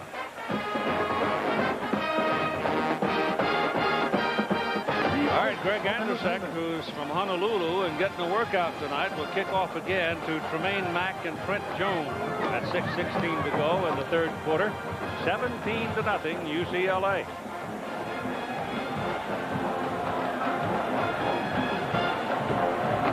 Miami offense has been very quiet. That's a good long kick. Goes to Trent Jones. The corner again. Yep. Easy to cover when you kick it to the corner of the field. Nice kicking. Good solid tackle at the 20-yard line by Glenn Tompkins. Monday night, the season premiere of ABC's NFL Monday Night Football. Dallas Cowboys and the New York Giants. And then Jeff Fahey stars as the Marshal. Action Monday starts this week on ABC. Check your local listing. Ricky Perry is back. Return on the kickoff by Trent Jones. At offensive guard. He was the left tackle last year, and they moved him to the right guard because he's tackle size, but he doesn't have the quickness to play out there, so they moved him into guard. Collins back, looks to throw it, gets his pass away. Jamie German comes back to it, makes the catch, good for a first down, up at the 34-yard line. Pass is And let's check in again with John Saunders.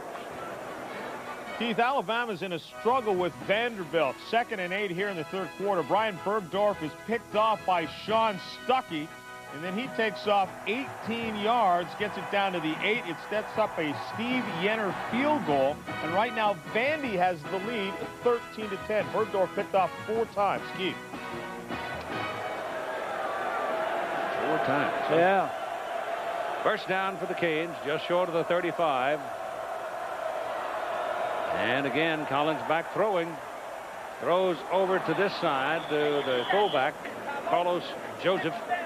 And he makes the catch on a knee, and he's down at the 39-yard line. It's a big drive, Keith, and that was a big play. I mean, either Collins has to throw the ball a little bit better to him, or Joseph has to take it and get some yardage with it. Just to catch it and to fall down, that's not good enough. But this is a big drive for this offense. Second down and 5.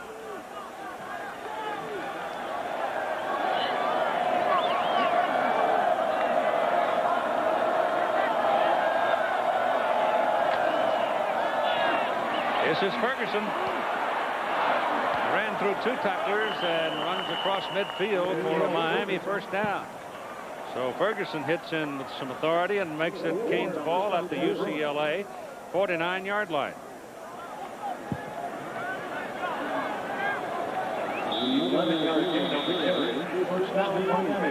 Seattle Mariners is one of those in the hunt for that American League wild card thing. Seattle getting the playoffs. Boy, that'd be big news in Puget Sound. Good to see Junior back, huh? Yeah.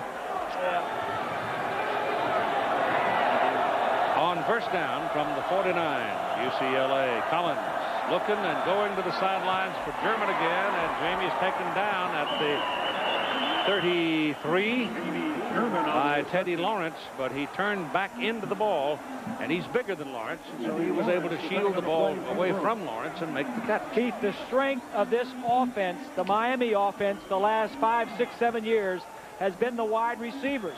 This year they converted from a 3 wide receiver, 1 back, to the 2 back. The 2 back has been struggling today. It's a new philosophy, a new offense. Now they're getting the ball out to the wide receivers from the 2 back. That's where they want to get the ball, get it outside. 4.5 minutes to go in the third quarter. Ferguson, about 3 yards.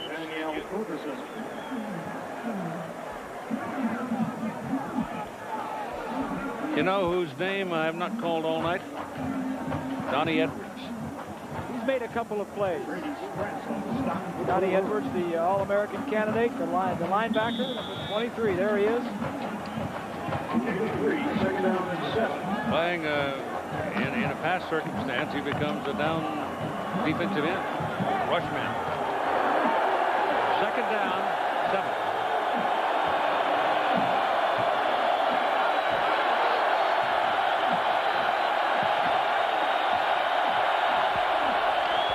Got it up. Looks for German. No way. That time, German was played well by number 32, Sean Williams, who's a little bit bigger than Teddy Lawrence. Lawrence is 5'8" and 190. Williams is 6'1", 193. So he can shoulder up to Jamie German a little better than Teddy Lawrence. Butch Davis. Here's what he's following. Howard Schnellenberger won a championship in '83. Jimmy Johnson won in '87. And Erickson won in '89 and '91. Third down conversions, 1 out of 7 for Miami. 3rd and 7.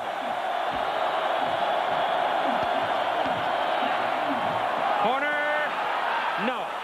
Just beyond the reaching fingers of Yatiel Green. That's the second time tonight he's been 6 inches away from a big play. But sooner or later, somebody has to make a play. Either the quarterback's got to hit him, or the receiver has got to make the catch. Well, he had what he wanted. He had a 6'3" wide receiver against a 5'8" corner. That was the philosophy. That's the thinking. You just have to. Players have to make the plays. The coaches can't make the plays. They can call them, but they can't make them. And they're going to go for it on 4th down. Ball is at the UCLA 30, 4th and a long 7. 3 wide, 1 back. 3 wide receivers, 1 back. There they come. Penalty flags all over the place.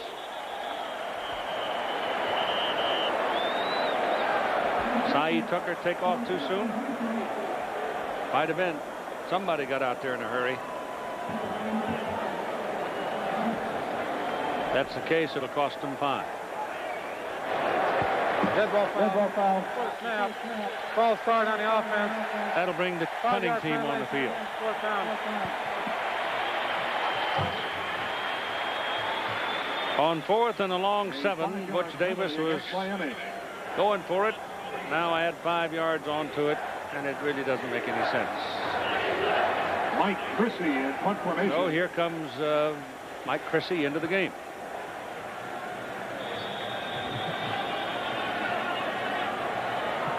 Obviously, he wants to hit it high, kill it deep.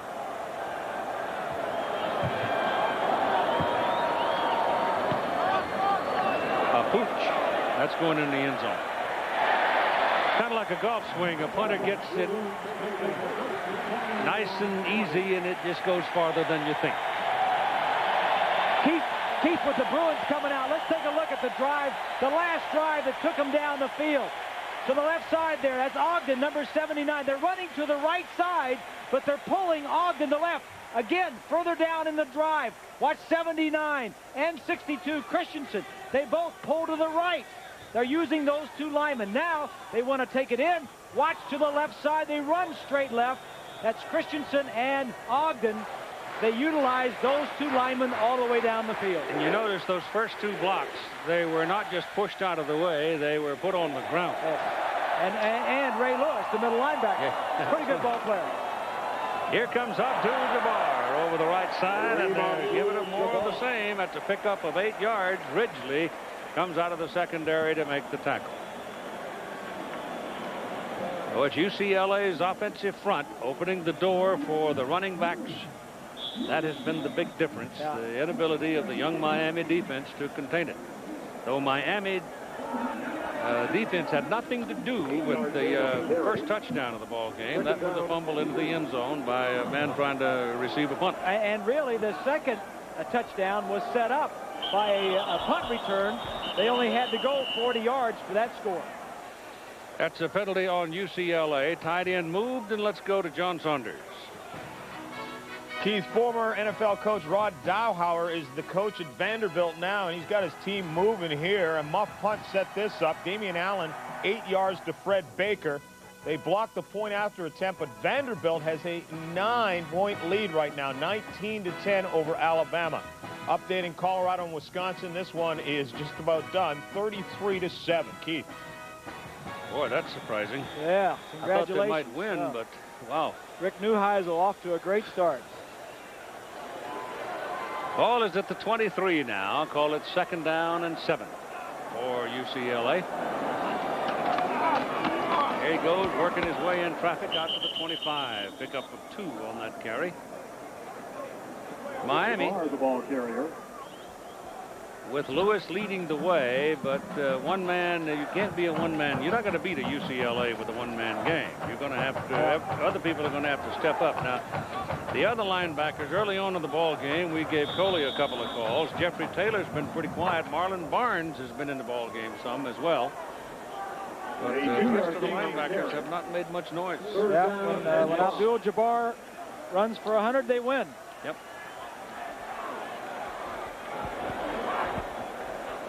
Twan Russell coming up, showing blitz. Fiend steps up, changes his play, now drops the throw quickly. They wanted to go to that wide receiver screen again, and the ball was dropped by Todd McBride. Todd McBride, the intended receiver. Well, McBride, a redshirt freshman. Holmes is banged up there, Keith. Yeah, Holmes slow to get up. Now he's coming off.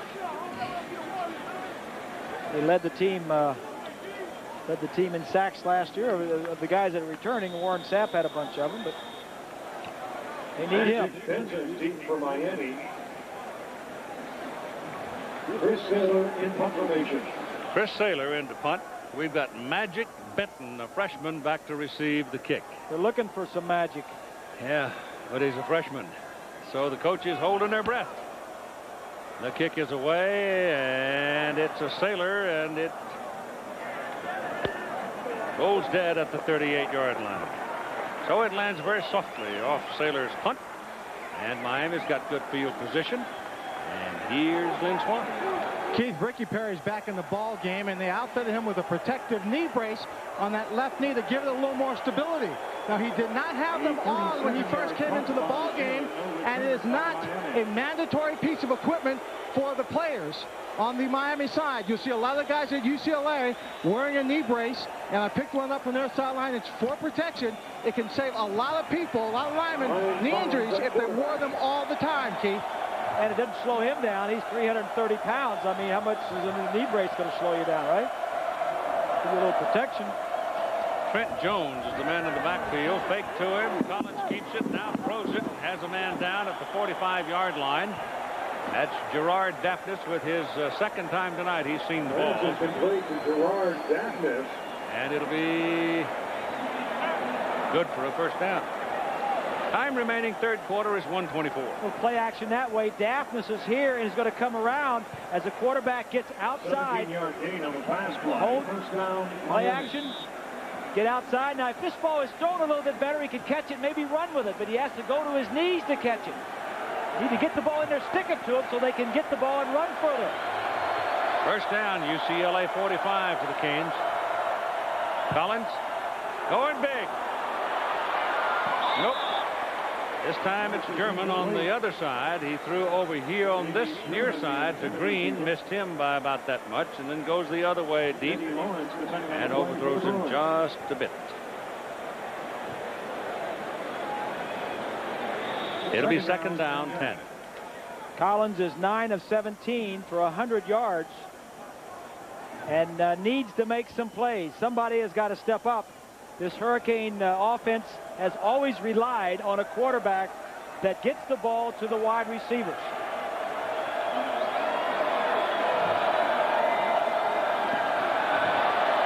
Collins throws a hummer. Ball is caught by number 9, Omar Roll, and Roll is rolled down after picking up about 6 or 7 yards.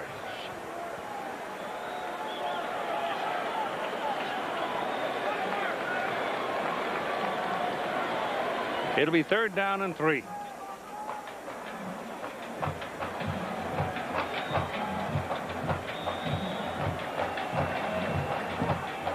Seven-yard gain on the pass play. 17-0 UCLA leading. Clock running at 40 seconds to go in the third quarter. Their Miami Hurricanes are 1 for 8 on third down conversions. They run it. They don't get it. Trent Jones just clogged up running down the middle. And so it'll bring up 4. These are the decisions that Butch Davis did not have to make in the past when he was a defensive coordinator at Dallas or when he was assistant coach at Miami. And they actually went to the Orange Bowl in Miami and kind of had a dress rehearsal. Had the players on the field given different situations so they could get different situations, substitutions, and also decisions that Butch would have to make. Well, Collins is over saying, no, I didn't call a timeout. And the official on this side of the field says, it looked to me like it was a timeout, and that's probably what they're talking about. Wasn't he signaling for a timeout? Well, that's what the official thought. Timeout. Miami. Timeout number 1. Charge to Miami. And it stops the clock with 2 seconds remaining. I think Collins may have called it and then decided I don't want it. Well, they weren't aware of the 2 seconds left in the quarter. I mean, you're just not aware of the game clock. Yes. I think the coach was signaling to the player. It was 4th down. He wants a timeout to think about the right play. See, Butch is not aware of the clock. Yeah. And he wanted. All right, it's 4th down and 1, and that's what I'm saying. When you're not used to making those types of decisions as a head coach, sometimes you don't look at the game clock and say, well, I'll let the clock run out and I'll have plenty of time. Well, it'll be 4th down, and that's more than 1. That's 2 yards. Yeah. And 2 seconds. This will be the last play of the third quarter. This game is not over, folks. Don't get the idea that this baby's got a cap on it. It hasn't. All Miami probably needs from Collins is for him to step up and do something. Miami has too much speed, Keith, and too many big play people, both on offense and defense, to be out of this ball game. So here's your last play of the third quarter. 4th and 2. You got one-on-one on either outside if you throw it. There you go. Intercepted. Oh, my goodness. Teddy Lawrence got him. He went to the well one time too many. Lawrence read him exactly right, and Teddy comes away with the interception, and that was a cruncher. Just a three-step hitch, three-step drop in the hitch. Teddy Lawrence, he knew what was up. He knew that the quarterback knew one-on-one. Great play by Teddy Lawrence. We'll be back with the final quarter after this message and the word from our ABC station. Let's go back and take a look. It was 4th and 1. Now, this is a situation. Now, Teddy Lawrence out here, he knows that he's out there one-on-one. He's looking at the quarterback's eyes. He knows it's 4th and 1. When the quarterback sets short, he knows that it's a quick out because they're just trying to pick up the first down. Teddy Lawrence is a 5th-year senior, and he knows how to play this game. He knows he was out there by himself. So here's your final quarter, and the opening play is Abdul-Jabbar for a couple of yards, and that's all before he is taken down. And one more time, Ray Lewis is involved in another tackle. There's Teddy. Well, here's your third quarter stats after 3 quarters. Looking down to the turnovers. Miami's 2 turnovers. The one was for a muffed punt for a touchdown, and the other one was that interception that turned the momentum big time. There's the bottom points off turnovers. UCLA has the 7. 2nd down and 8. 149 yards rushing for UCLA through 3 quarters. That's big time.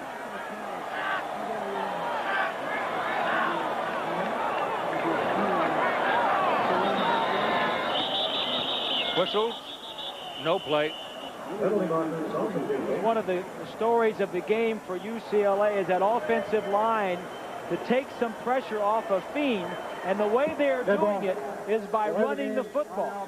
Fiend has not been a factor in this game. He has not had to do anything to help UCLA win the game except get him in the right formation, check to the right play, and hand the ball off. Well, he's looking to the sideline for the play. The play was late last time, and they got burned on the game clock.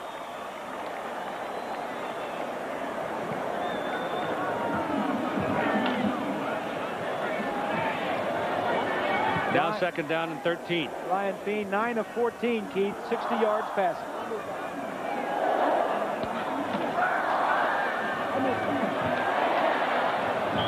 Nope. Kind of slung the ball into the middle. Nothing there. Slung? Is there such a word as slung? Slung? Let's see. Sling, slang, slung. Really? I don't know. I'm just trying to help you, partner. Suddenly realized I've run right into a thesaurus here. Sister Annette, my 5th grade, my 3rd grade English teacher is going to be calling me, I know. Out of the shotgun, Fiend looking for a little daylight, gets his pass off. The pass is incomplete, intended for Kevin Jordan. Kevin Jordan's been fairly quiet tonight. The Hurricanes have had their eye on him all night. He's wearing a knee brace, too, Keith. Yep. He had surgery, off-season surgery, and Terry Donahue says he's not all the way back from that yet. 3 catches for 31 yards. Magic Benton deep for So Miami. the Bruins are going to have to punt it away now with 13:40 to play in the game, and UCLA leading 17-0. Just when it looked like Miami was cranking it up and Canes were going to be able to do something with it. They had the interception, but it produces nothing except earn some more time. Chris Saylor's punt was a very good one with Magic Benton going back to the 10-yard line to pick it up. And the freshman comes back to the 18. Look who made the tackle, yeah. Look who made the tackle. Donnie Edwards, the All-American. Donnie Edwards on the stop for the Bruins.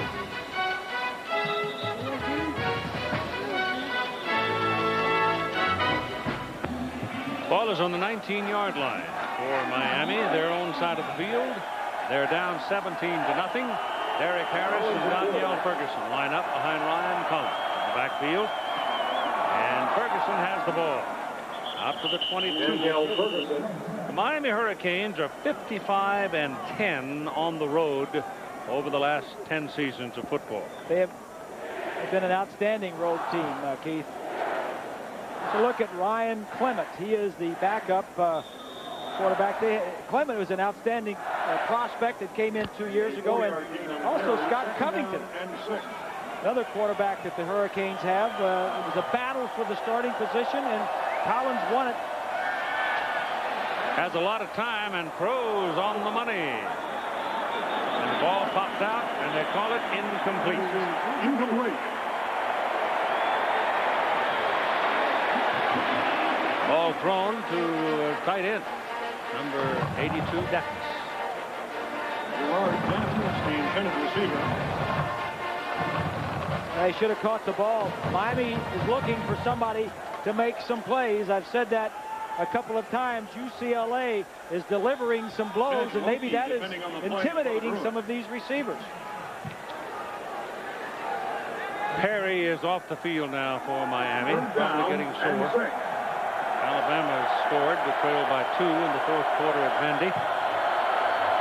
Miami 1 out of 9 on third down conversions, and UCLA is caught. Johnny Edwards was on the run, and he's pointing at somebody on the white shirt, trying to distract the officials' attention, but they agree with him. A false start. The offense for Miami is not in sync. It is not in rhythm. They have not gotten in tune here. They mentioned a new offense came with Butch Davis. He put a new terminology, a two-back offense in the spring. They've practiced with it all spring and all fall, and it has not been very successful here tonight. UCLA next week goes off to Rocky Mountain country. Play BYU. Folks out here on the West Coast will have a chance to see that one. Collins puts air under it, and it is incomplete. No foul.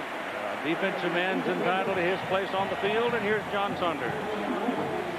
Keith, Alabama is marching back against Vanderbilt. Brian Bergdorf here, 39 yards to Todrick Malone. It sets up Dennis Riddle's 1-yard touchdown run. They have just recovered a fumble on the 27-yard line and have the ball now inside the 15. We'll keep you up to date. 19-17 the score. Keith. Sounds exciting. Yes. Mike Chrissie's into punt, standing back at his 3. This will be his 7th punt of the night. Good one, too. Holy smokes, I guess. Ball is fielded by Guidry, and Guidry got some daylight. Now it's Lewis. If he can get away from Lewis, he's got a chance. All the way back to the 25-yard line. So Paul Guidry comes up with a big return, a 49-yard punt, probably outkicked the coverage, and suddenly almost had it come back all the way. Well, I go back to the same thing. It's the kicking game that is proving UCLA a little bit better. Ray Lewis, the starter, maybe he's wearing down a little bit. Doesn't make the play. It's the special teams that are doing Miami in and have put UCLA in great field position. Tucker fouled him out of bounds and got away with it. A 43-yard return by Paul Ball is on the 24-yard line. First down for the Bruins. Bean and Abdul-Jabbar behind him. Double wide, top of the picture. Give it to Abdul-Jabbar. Big hole to the 15, to the 14, and close to a first down. And here's Lynn Swan. Keith, I am with Naeem Shaw and his wife Ava, the mother and father of Kareem Abdul-Jabbar. Now I have to ask you, when he changed his name, did you two discuss that? Not in advance, but we know that it's customary whenever a Muslim reaffirms their faith to take on a name that reflects the attributes of Allah, the Creator. So we knew that he was going to do that. We're going to go to the play. We'll come right back. Sure. 2nd and 1. Same thing. Powers his way to the 6. First and goal, UCLA 20. Well, now, when he changed his name, you said he didn't talk to you, so were you surprised? Were you upset? No, not at all. Because as I just mentioned, it's customary. Whenever a Muslim reaffirms their faith, they take a Muslim name. Now, I know he wears 33 because he's a fan of Tony Dorsett, not Kareem Abdul-Jabbar, the basketball player. Was that planned ahead by his imam, or was that just by chance? I'm sure it's by chance. He's been worn 33 since he was in Pop Warner. Okay, thank you very much. Keith? All righty, first down and goal for the Bruins. 6-yard line. Give it to Abdul-Jabbar. He's got some daylight to the corner.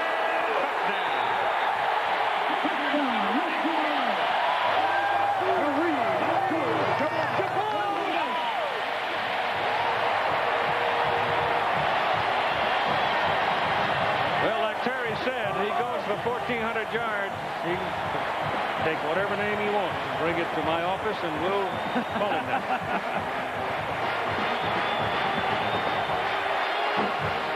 Total offense so far in this ball game, Miami has 166 yards. Abdul-Jabbar has 154. Yep. Bjorn Merton for the extra point. Kevin Walker will hold it. Chris Rubio will snap it.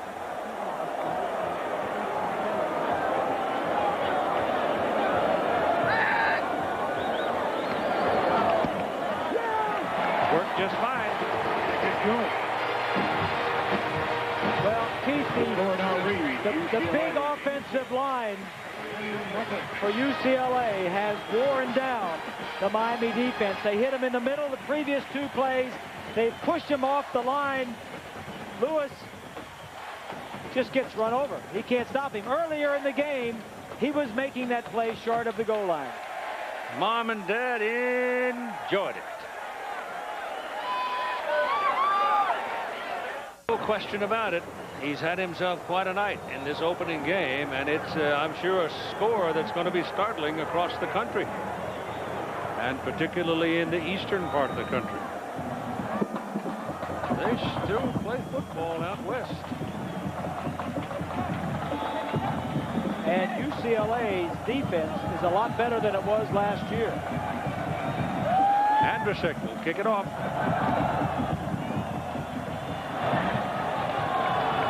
That's Trent Jones.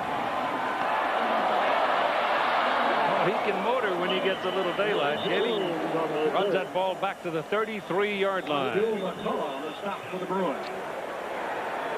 Tomorrow, the Greater Milwaukee Open will finish. Scott Hoke is the leader after 3 rounds of play, and they've been doing some scoring, I'll tell you. But it was amazing to me, some of the guys who missed the cut in that tournament. Some of the biggest names. Live coverage begins at 4 Eastern, 3 Central, and Pacific here tomorrow. The Greater Milwaukee Open presented by Light Beer. Well, look at that. Crimson Tide have clawed their way back to the front. And there's a penalty flag thrown. It's against the Hurricanes for illegal use of hands on the run back.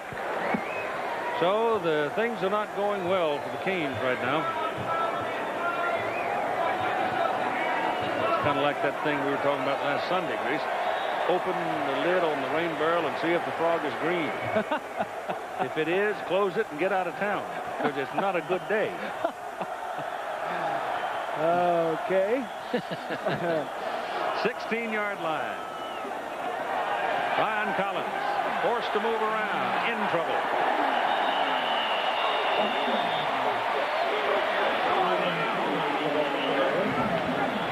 That's a surprise right there. Yes. That game's in Chapel Hill, too. Yes, yes. Syracuse beating Carolina. Okay, the first game of the year, Keith, the opening game, whether it's in college or in the NFL, strange things can happen. Well, Notre Dame was beaten earlier today by Northwestern.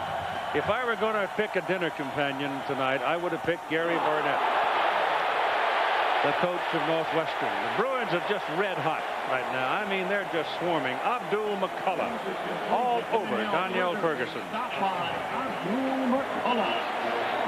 The Bruins returned 9 starters from a defense that finished near the bottom in every Pac-10 category last year.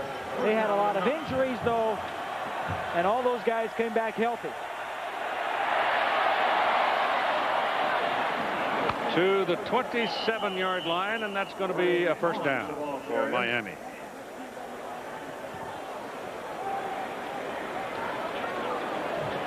Ryan Collins is not your prototype that you're expected to see from a University of Miami quarterback. He is not a Jim Kelly or a Bernie Kosar type, or Vinny Testaverde, or Craig Erickson, or Steve Walsh, or Gino Torretta. He's probably more athletic than any of them. Ferguson, that little short pass, making something happen. First down, Miami at the UCLA 38-yard line with 9 minutes and 36 seconds to play.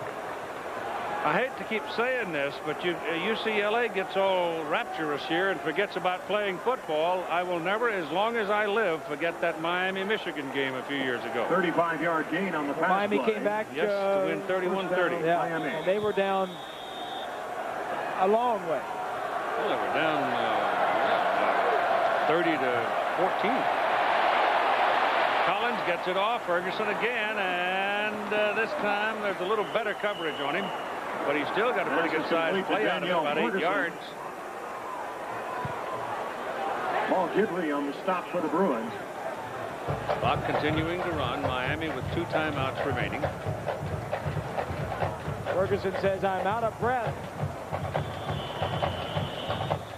Send help. Timeout, UCLA. Now UCLA calls timeout 8-yard to gain on the regroup pass their play. Timeout, defenses. UCLA. They had a 24-0 lead, eased up for a moment, and suddenly the Canes are knocking on the door again. Ball on ABC Sports, brought to you by Burger King, where you can get your burger's worth. Visa, it's everywhere you want to be. Windows 95 from Microsoft, where do you want to go today? And Tagamet HB, the most prescribed medication of its kind, is now for heartburn. Trent Jones, the deep back. Ryan Collins looking to throw it, finds a little room to work, picks up a first down, and stops the clock as he canters out of bounds at about the 25. Well, there's big news in Nashville. Here's John with more. Keith, this game has been back and forth. Proctor had a field goal to give Alabama the lead. Then Dennis Riddle with the fumble here. Eric Vance picks it up at the 37, takes it in for the touchdown. They go for the 2-point conversion, don't get it, but just the same, Vanderbilt has the lead right now over Alabama in the fourth quarter, 25-20. Keith. Wow. Unbelievable. Rivaling the Grand Ole Opry. When was the last time that Notre Dame, Miami, and Alabama all lost their openers in the same year? When the Nile started flowing north. That pass is incomplete. Incomplete. Second down and 10 for the Canes. 24-0. UCLA with the lead at 8:51 to play in the ball game.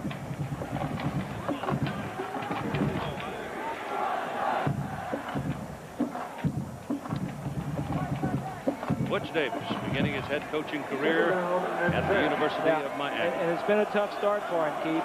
He is straightening out the program, but Collins forced to move again. And they finally get him down as the clock rolls along and stops as he tumbles out of bounds at 8:41. And here's Lynn.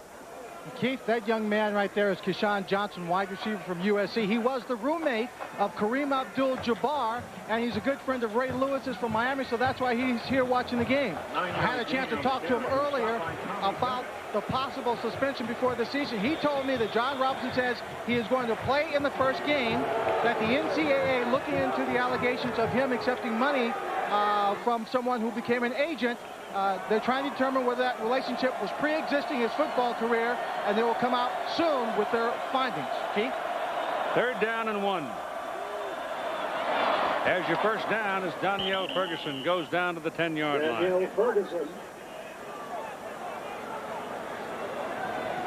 Ferguson's had a nice, productive evening. This two-back offense with a fullback in front of the tailback more emphasis on the running game and the tailbacks and less emphasis outside.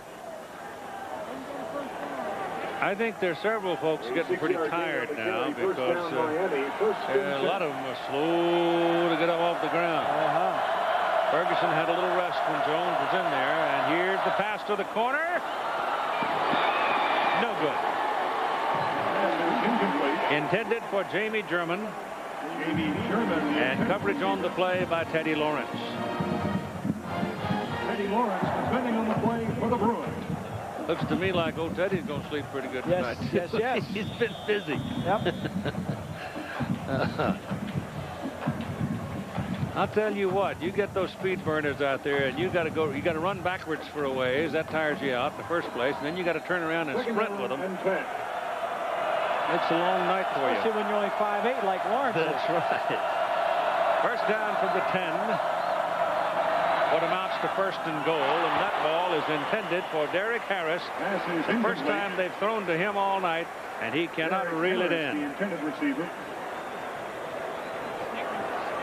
What this two-back offense, Keith, has done is de-emphasize the wide receivers and emphasize more throwing to the fullbacks and the tight ends some. I'm not saying it's bad or good. I'm just saying it's the emphasis. Miami has struggled because they are used to the three wide receiver, one back concept, and now they're playing the two-man concept, the two-back concept. Features different players in different positions. Third down and goal. Ball is resting on the 10. Throws it hard. Touchdown. Caught in the end zone by Saeed Tucker between two defenders. He had to zip it. Otherwise, he couldn't have completed it. And he did it just right.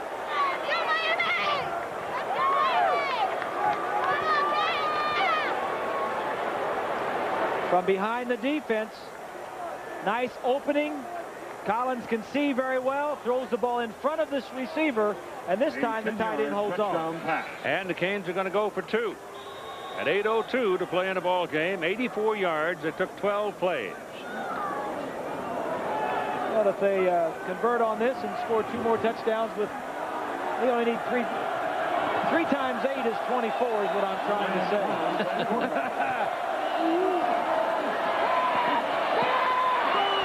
He's got it. Drills the pass into the arms of Jamie German. And so the Canes have 8 on the board with 8:02 to play. It's now a 16-point lead for UCLA. 60,091 at the Rose Bowl.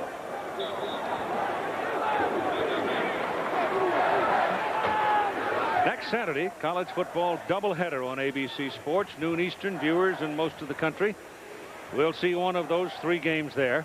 And then at 3:30 Eastern or 12:30 Pacific, you have Notre Dame at Purdue. Notre Dame lost today. Purdue won down at Morgantown today, so that might be a pretty good one. And then at 4, West Coast only, Pacific time, UCLA has BYU. Check your local listings for the game in your area or call your local cable operator. Or the game's available on a pay-per-view next Saturday here on ABC Sports. 3 minutes and 13 seconds. All right, Dane Pruitt is finally going to get a chance to do something. He's going to kick off in the 4th quarter. 24-8, UCLA. Too early for an onside kick, isn't it? Yes. Yes. Jim McElroy and Eric Scott. I've seen folks drop the first quarter, though, and get away with it. A big touchdown for that young man right there. Ryan Collins with the new offense, new philosophy. He won the quarterback battle with the other 2 quarterbacks, and if they don't win the game, it's still a start for the season for the new offense. I think the Bruins smell onside kick. They got the good hands folks up there. But he hammers it away.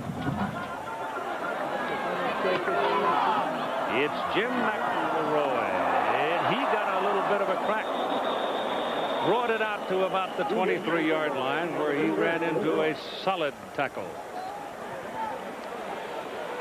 So the next couple of 3 or 4 snaps are going to be pretty important to the UCLA Bruins. Miami, if they've got energy enough, will be swarming And it'll be very important for UCLA to pick up a couple of first downs if they can. They don't need any more points. They just need first downs to take time off the clock. Right. Oregon State beat Idaho today. Oregon is losing to Utah at halftime, 20-7. But Utah's a pretty good football team. McBride arrived. They've been pretty good. Oh yes, the Pac. We'll talk about the Pac. I mean the WAC-10. The WAC. Yeah. Beating the Pac-10 last year pretty handily. Penalty flags all over the field now. People are getting tired. There's still tension left. Dead ball. Dead ball. False start. False start. Offense. Concentration. You gotta buckle down now and do a little gritting and grunting to make this thing last to the end of the ball game. You got 7:56 to play. Terry knows it's not over.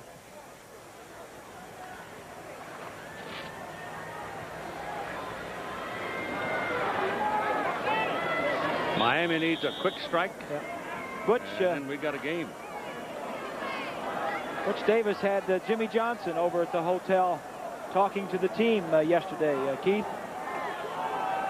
one of his old coach that he used to work for with the Cowboys. This is Abdul-Jabbar turning the corner and running the ball back out to about the 28-yard line. That's right. He does his thing. He comes into L.A. for that, doesn't he? Right.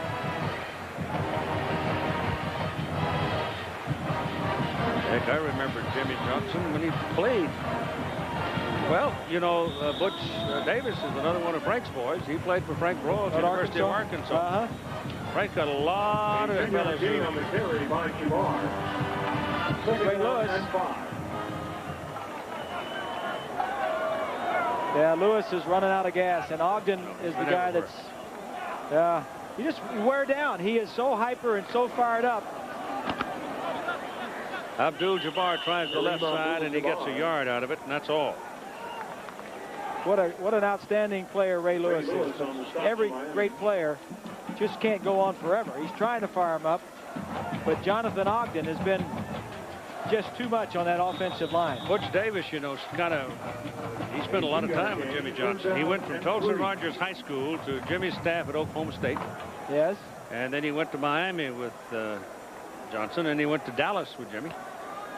So they've known each other a while.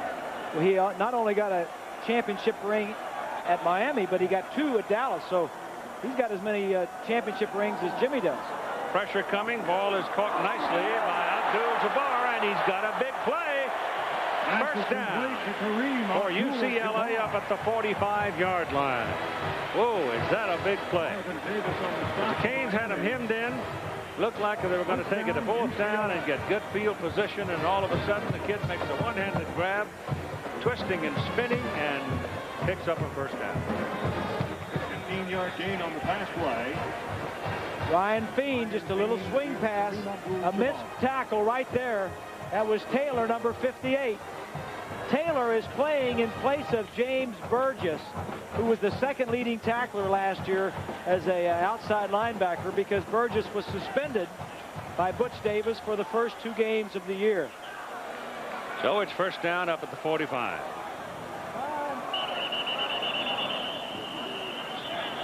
And timeout is called. Timeout, UCLA. UCLA spends a timeout. They will have 1 remaining at 5:53 to play in a ball game.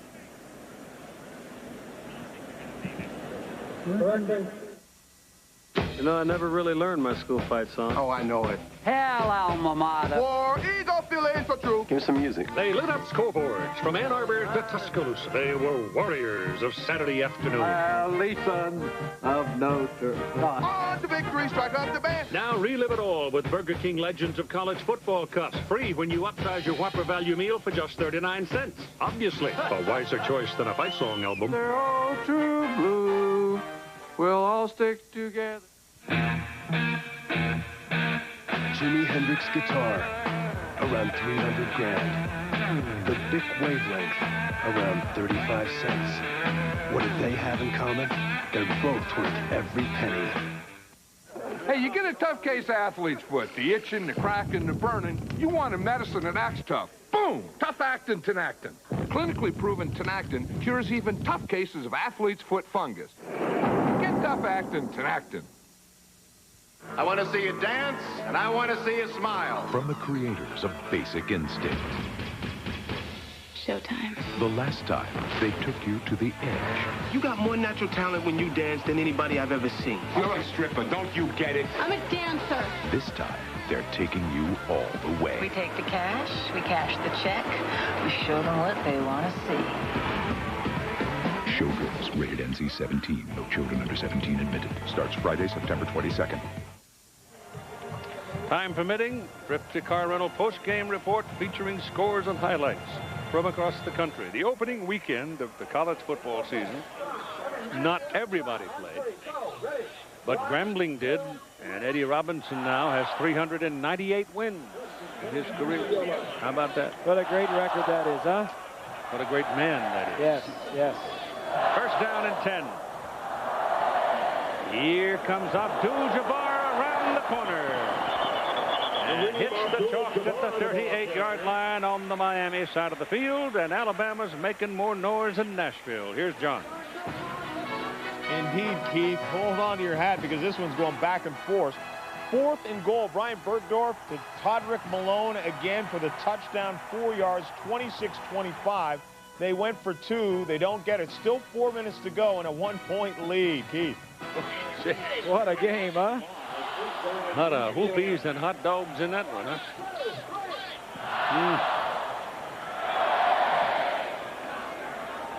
Bruins trying to hold on to the ball and eat up the clock. 5:46 to play in the game. Going to run a little reverse here. Coming around the corner, it's Derek Ayers, and Ayers can run it. He was a former running back. There's a penalty flag as he goes down. You got a Bruin down, you got a Kane down. The Hurricane gets up, the Bruin is pulled to his feet, and the Bruin is Jonathan Ogden, who is probably utterly deflated. He's been all over the field tonight. He's knocked people this way, that way, and into the next county. Led that offensive line surge that has really been the difference in the ball game. He is 6'8", 303 pounds. He's probably lost about 20 pounds here tonight. Oh, the guy hit him in the back of the head. He still got him down, though, didn't he? So he's being helped off the field, a bit woozy, apparently. But he's certainly earned his keep today. Outstanding game for the big guy. He is an outstanding. The way he pulls and goes around the right end and then lays his body out, 6'8", and just chops 1 or 2 defenders down is just amazing.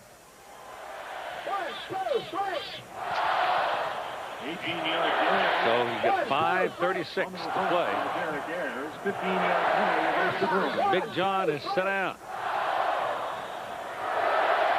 Who goes in there? We'll see who they put in replacing. It will be Andy Myers, a freshman, at tackle. Andy Myers, number 78, in at Jonathan Ogden's position.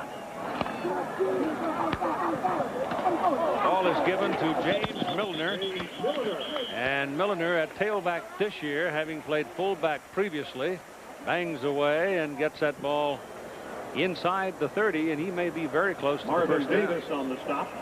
It just depends on the mark.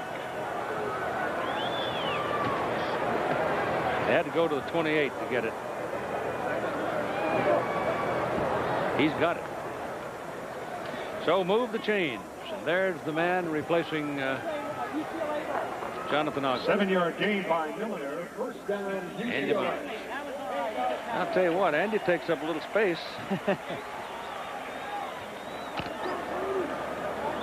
And one of these days might be an 18-wheeler like Jonathan.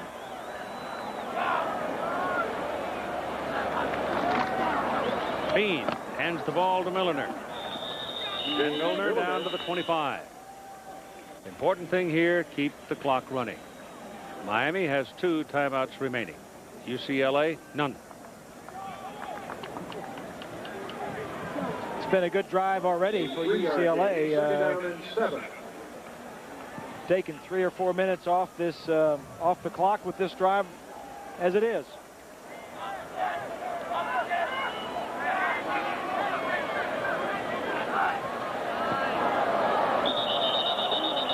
Is in Kennard Lang is in the secondary, and right in Ryan Feen's face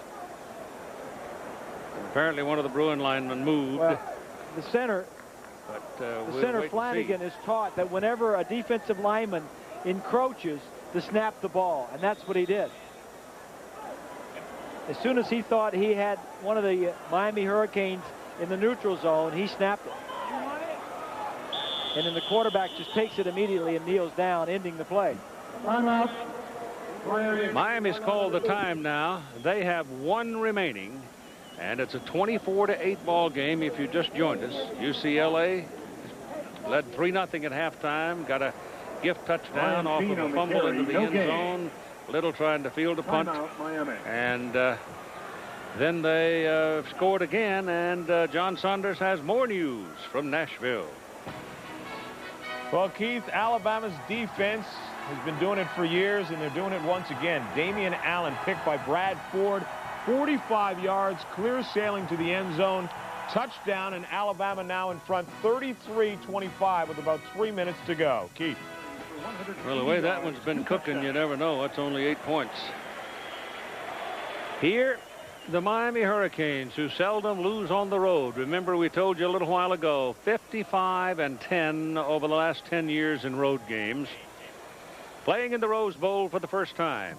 Not the first appearance in the Rose Bowl for Butch Davis, because he was here as part of the Dallas Cowboys staff when the Cowboys played in the Super Bowl. Beat Buffalo. He has 2 Super Bowl rings and 1 national championship ring from the University of Miami. So he has 3 rings, but he doesn't have a boat or a bar named 3 rings. Like Jimmy does. 3rd down and 8. Terry Donahue starting his 20th season and seemingly would have this one in hand, but not quite yet. That's not conceded. This is Milner rolling his way down the field and picks up another first down for UCLA. Donahue needs, after tonight, if he wins this game, and I think now you might guess that he's going to, he will need 3 more wins to pass Don James as the Pac-10 winningest coach. Right, he's number 2 right now. He is, well, they call him the dean of Pac-10 coaches. He's been around the longest. 20 years in coaching, as you mentioned, and all 20 here at UCLA. Chains for the measurement. Got it. 8-yard gain by Milner. First down, UCLA. The thing that Terry Donahue has done, he's had some short years. There was a time there when he went to 8 straight bowl games, Keith, and won them, but there's been 4 years out of the last 6 that he has not even been to a bowl game. But the thing that he has done, he has beaten his arch rival, Southern California, the last 4 years straight. And he's got to the Rose Bowl, not last year, but the year before. So you beat USC and you get to the Rose Bowl every now and then, you're doing good. James Milner inside the 10 to the 8-yard line. Very close again to a first down. Well, Donahue takes up 6 pages in the media guide, so if he stays around you much longer, they'll have to write a book. Ray Lewis, number 52, just kind of takes himself out of the play. Earlier in the game, he was plugging up that gap. He's an outstanding player, led the Hurricanes in tackles. Last year, he's a 3-year starter, as I mentioned, and he has just played an outstanding game, but he's just ran out of gas. He's made 11 tackles. Burgess, however, will make a lot of difference in that linebacking corps. The other starter at linebacker that didn't play tonight was Twan Russell. He played some, but he had a hernia operation and has played a little bit, but in a couple of weeks, he'll get them both back. I can't imagine playing football after a hernia operation. Well, he had it in July. There's Twan. It didn't start. 9-yard gain on the carry. Some. 2nd down and 1.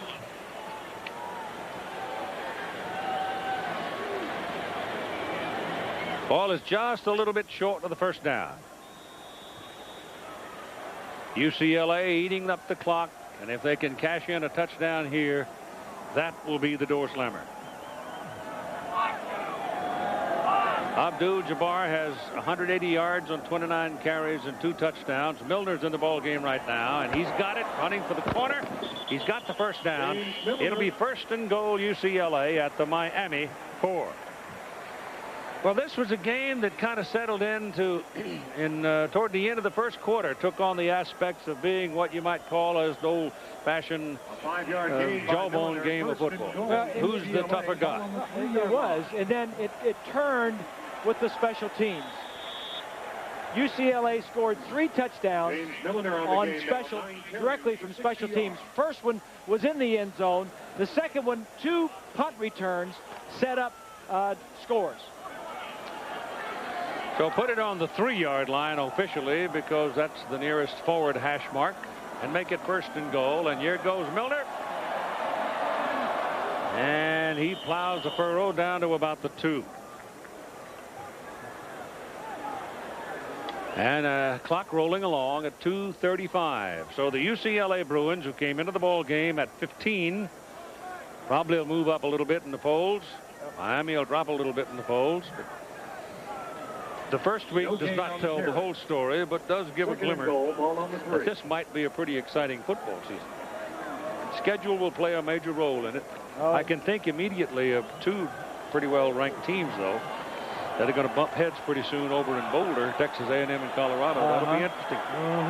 Colorado winning big on the road at Wisconsin. Milner again looking for the end zone. They're not going to let him have it.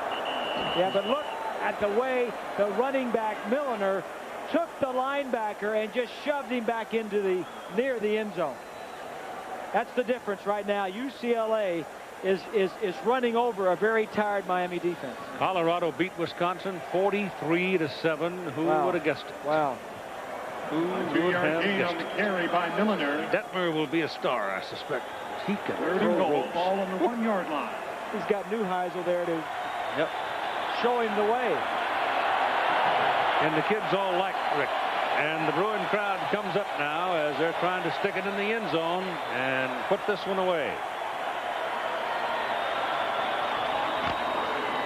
That'll do it. James Milner, touchdown, UCLA.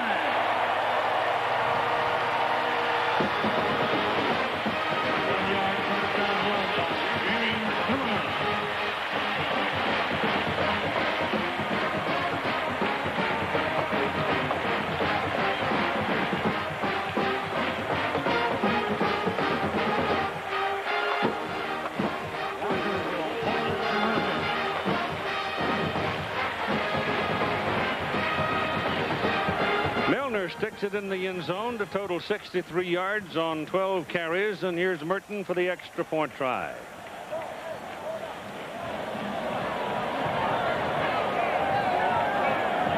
Missing another blocker up there. It's the second time in the game they've been up there without enough people, so they better get them organized a little better on the bench, because there might come a time somewhere down the road where that'll cost you.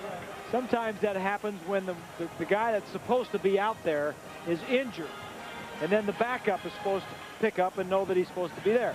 But here's the crunch on this last possession, Bob. 14 plays, 77 yards. They used almost 7 minutes off the clock. So that tells you something about the football game. That answered the touchdown that Miami had. Yep. More than. Oh, yeah. It just used up the clock and took the energy away. Right. There are times when you want to break a team's will, and that probably was it. The kick is good. 1:09 to play in the ball game. It's 31-8 UCLA, and here again is John. Keith, Damian Allen had a long pass to get him down to the 13-yard line, trying to go in for the touchdown on the next play, but Cedric Samuel picks it off. He actually runs it back 96 yards for what they think is a touchdown, but it's called back because of a clip. Just the same, it gives the ball back to Alabama. And right now, the Crimson Tide in control late in the game, 33-25. Meanwhile, it's now a final. Colorado has knocked off Wisconsin. Coy Detmer with 3 touchdown passes. Keith. All right, John. On the touchdown drive by the Bruins, UCLA in 14 plays moved 77 yards. The time of the drive, 6 minutes and 53 seconds. So the Bruins done it workmanlike style and with a goodly bit of authority, I might say. It's a big win for Terry Donahue and the Bruins. Well, their schedule is not. They don't play some of the teams that some of these other schools play. Remember last year they played Tennessee in the opening game. They went to Nebraska. Yep. Well, starting your season with Miami is not exactly like going to the Sunday picnic. Exactly. But they've handled it pretty well. And they have to go to BYU next week, and then they'll have Oregon. BYU is right. So they're not dodging anybody. Let's take a look at the stories. For Miami, it didn't work out. Ryan Collins, only 175 yards of total offense and 1 interception. And they didn't stop UCLA's rushing. The defense giving up 259 yards. For UCLA, the offensive line had to take pressure off Bean. Ogden did that. He controlled the line of scrimmage. And defensively, UCLA needed to improve. They did. No touchdowns allowed until the 4th quarter. This is a very impressive Bruin defense. And they're going to be there, Keith, I think, in the Pac-10. Well, I think they will. Yeah, felt it all along. And at the same time, there's no reason not to think that Miami is going to remain the dominant team in the Big East. Because we saw Boston College get it pretty good last week from Ohio State. West Virginia lost today at home to Purdue. So there's no reason in the world not to think that Miami could march right along and win the Big East championship. Well, there's been changes at Miami, and the major change is in the coaching staff, obviously. The major thing that they're going to do is straighten out the program, like we said earlier, eliminate the taunting and the finger pointing and all that. But along with all of that, you still have to win games. They lost a lot of defensive players, and they're changing the style of the offense. And Ryan Collins is staying in until it's over. So there's nobody being sent in to mop up. It's his game. So they don't lose consecutive games very often. Yeah, they lost the bowl game. In fact, they've lost 3 consecutive bowl games the last 3 years.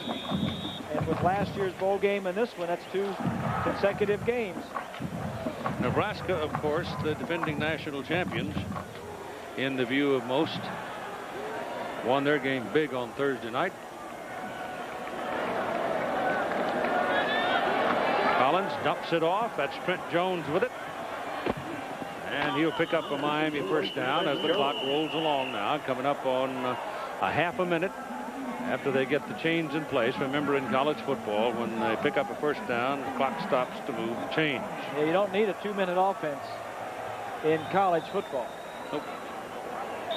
Chains, first down, stop the clock for you. First down, Miami.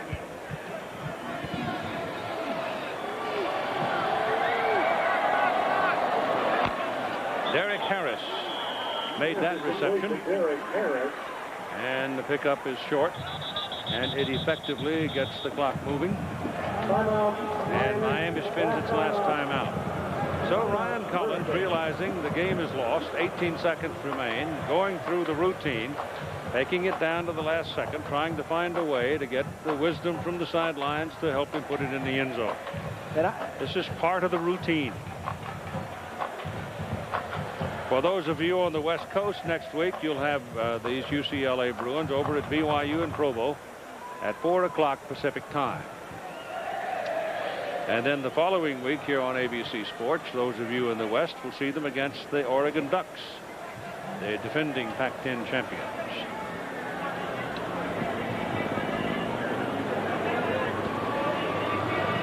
They do go to Pullman to play Washington State. It can be a tough trip. And they play Arizona on the 14th here. And it looks like going to Tempe might not be a whole lot of fun this year. Uh-huh. The Sun Devils gave the Huskies all they wanted in Seattle today. Well, they got a good quarterback over there. Kid Plummer. Yep, he is good. Collins going to the end zone. Knocked away. Pass is incomplete. Good defensive play by Anthony Cobbs on Magic Benton. Anthony Cobbs defending on the play for the Bruins.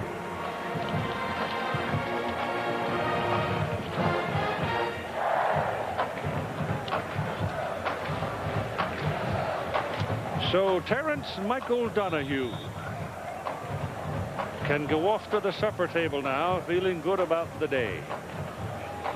Butch Davis, on the other hand, will have to do a little selling on the way back home to Miami.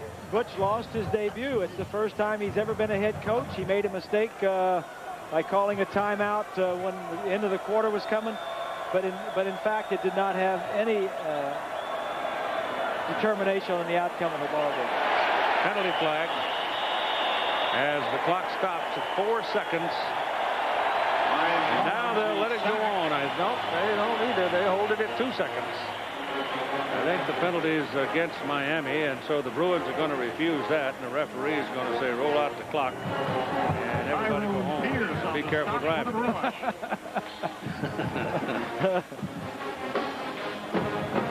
It's procedure against Miami.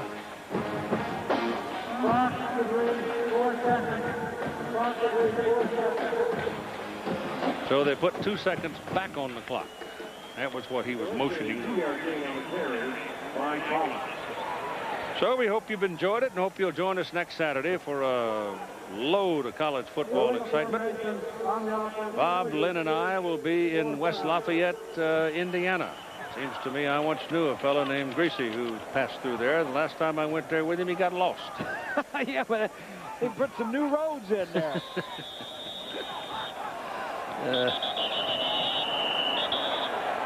He threw it in the ground. Stopped the clock. Stopped the clock with 1 second. Everybody's moaning. They lost their restaurant reservation and everything else.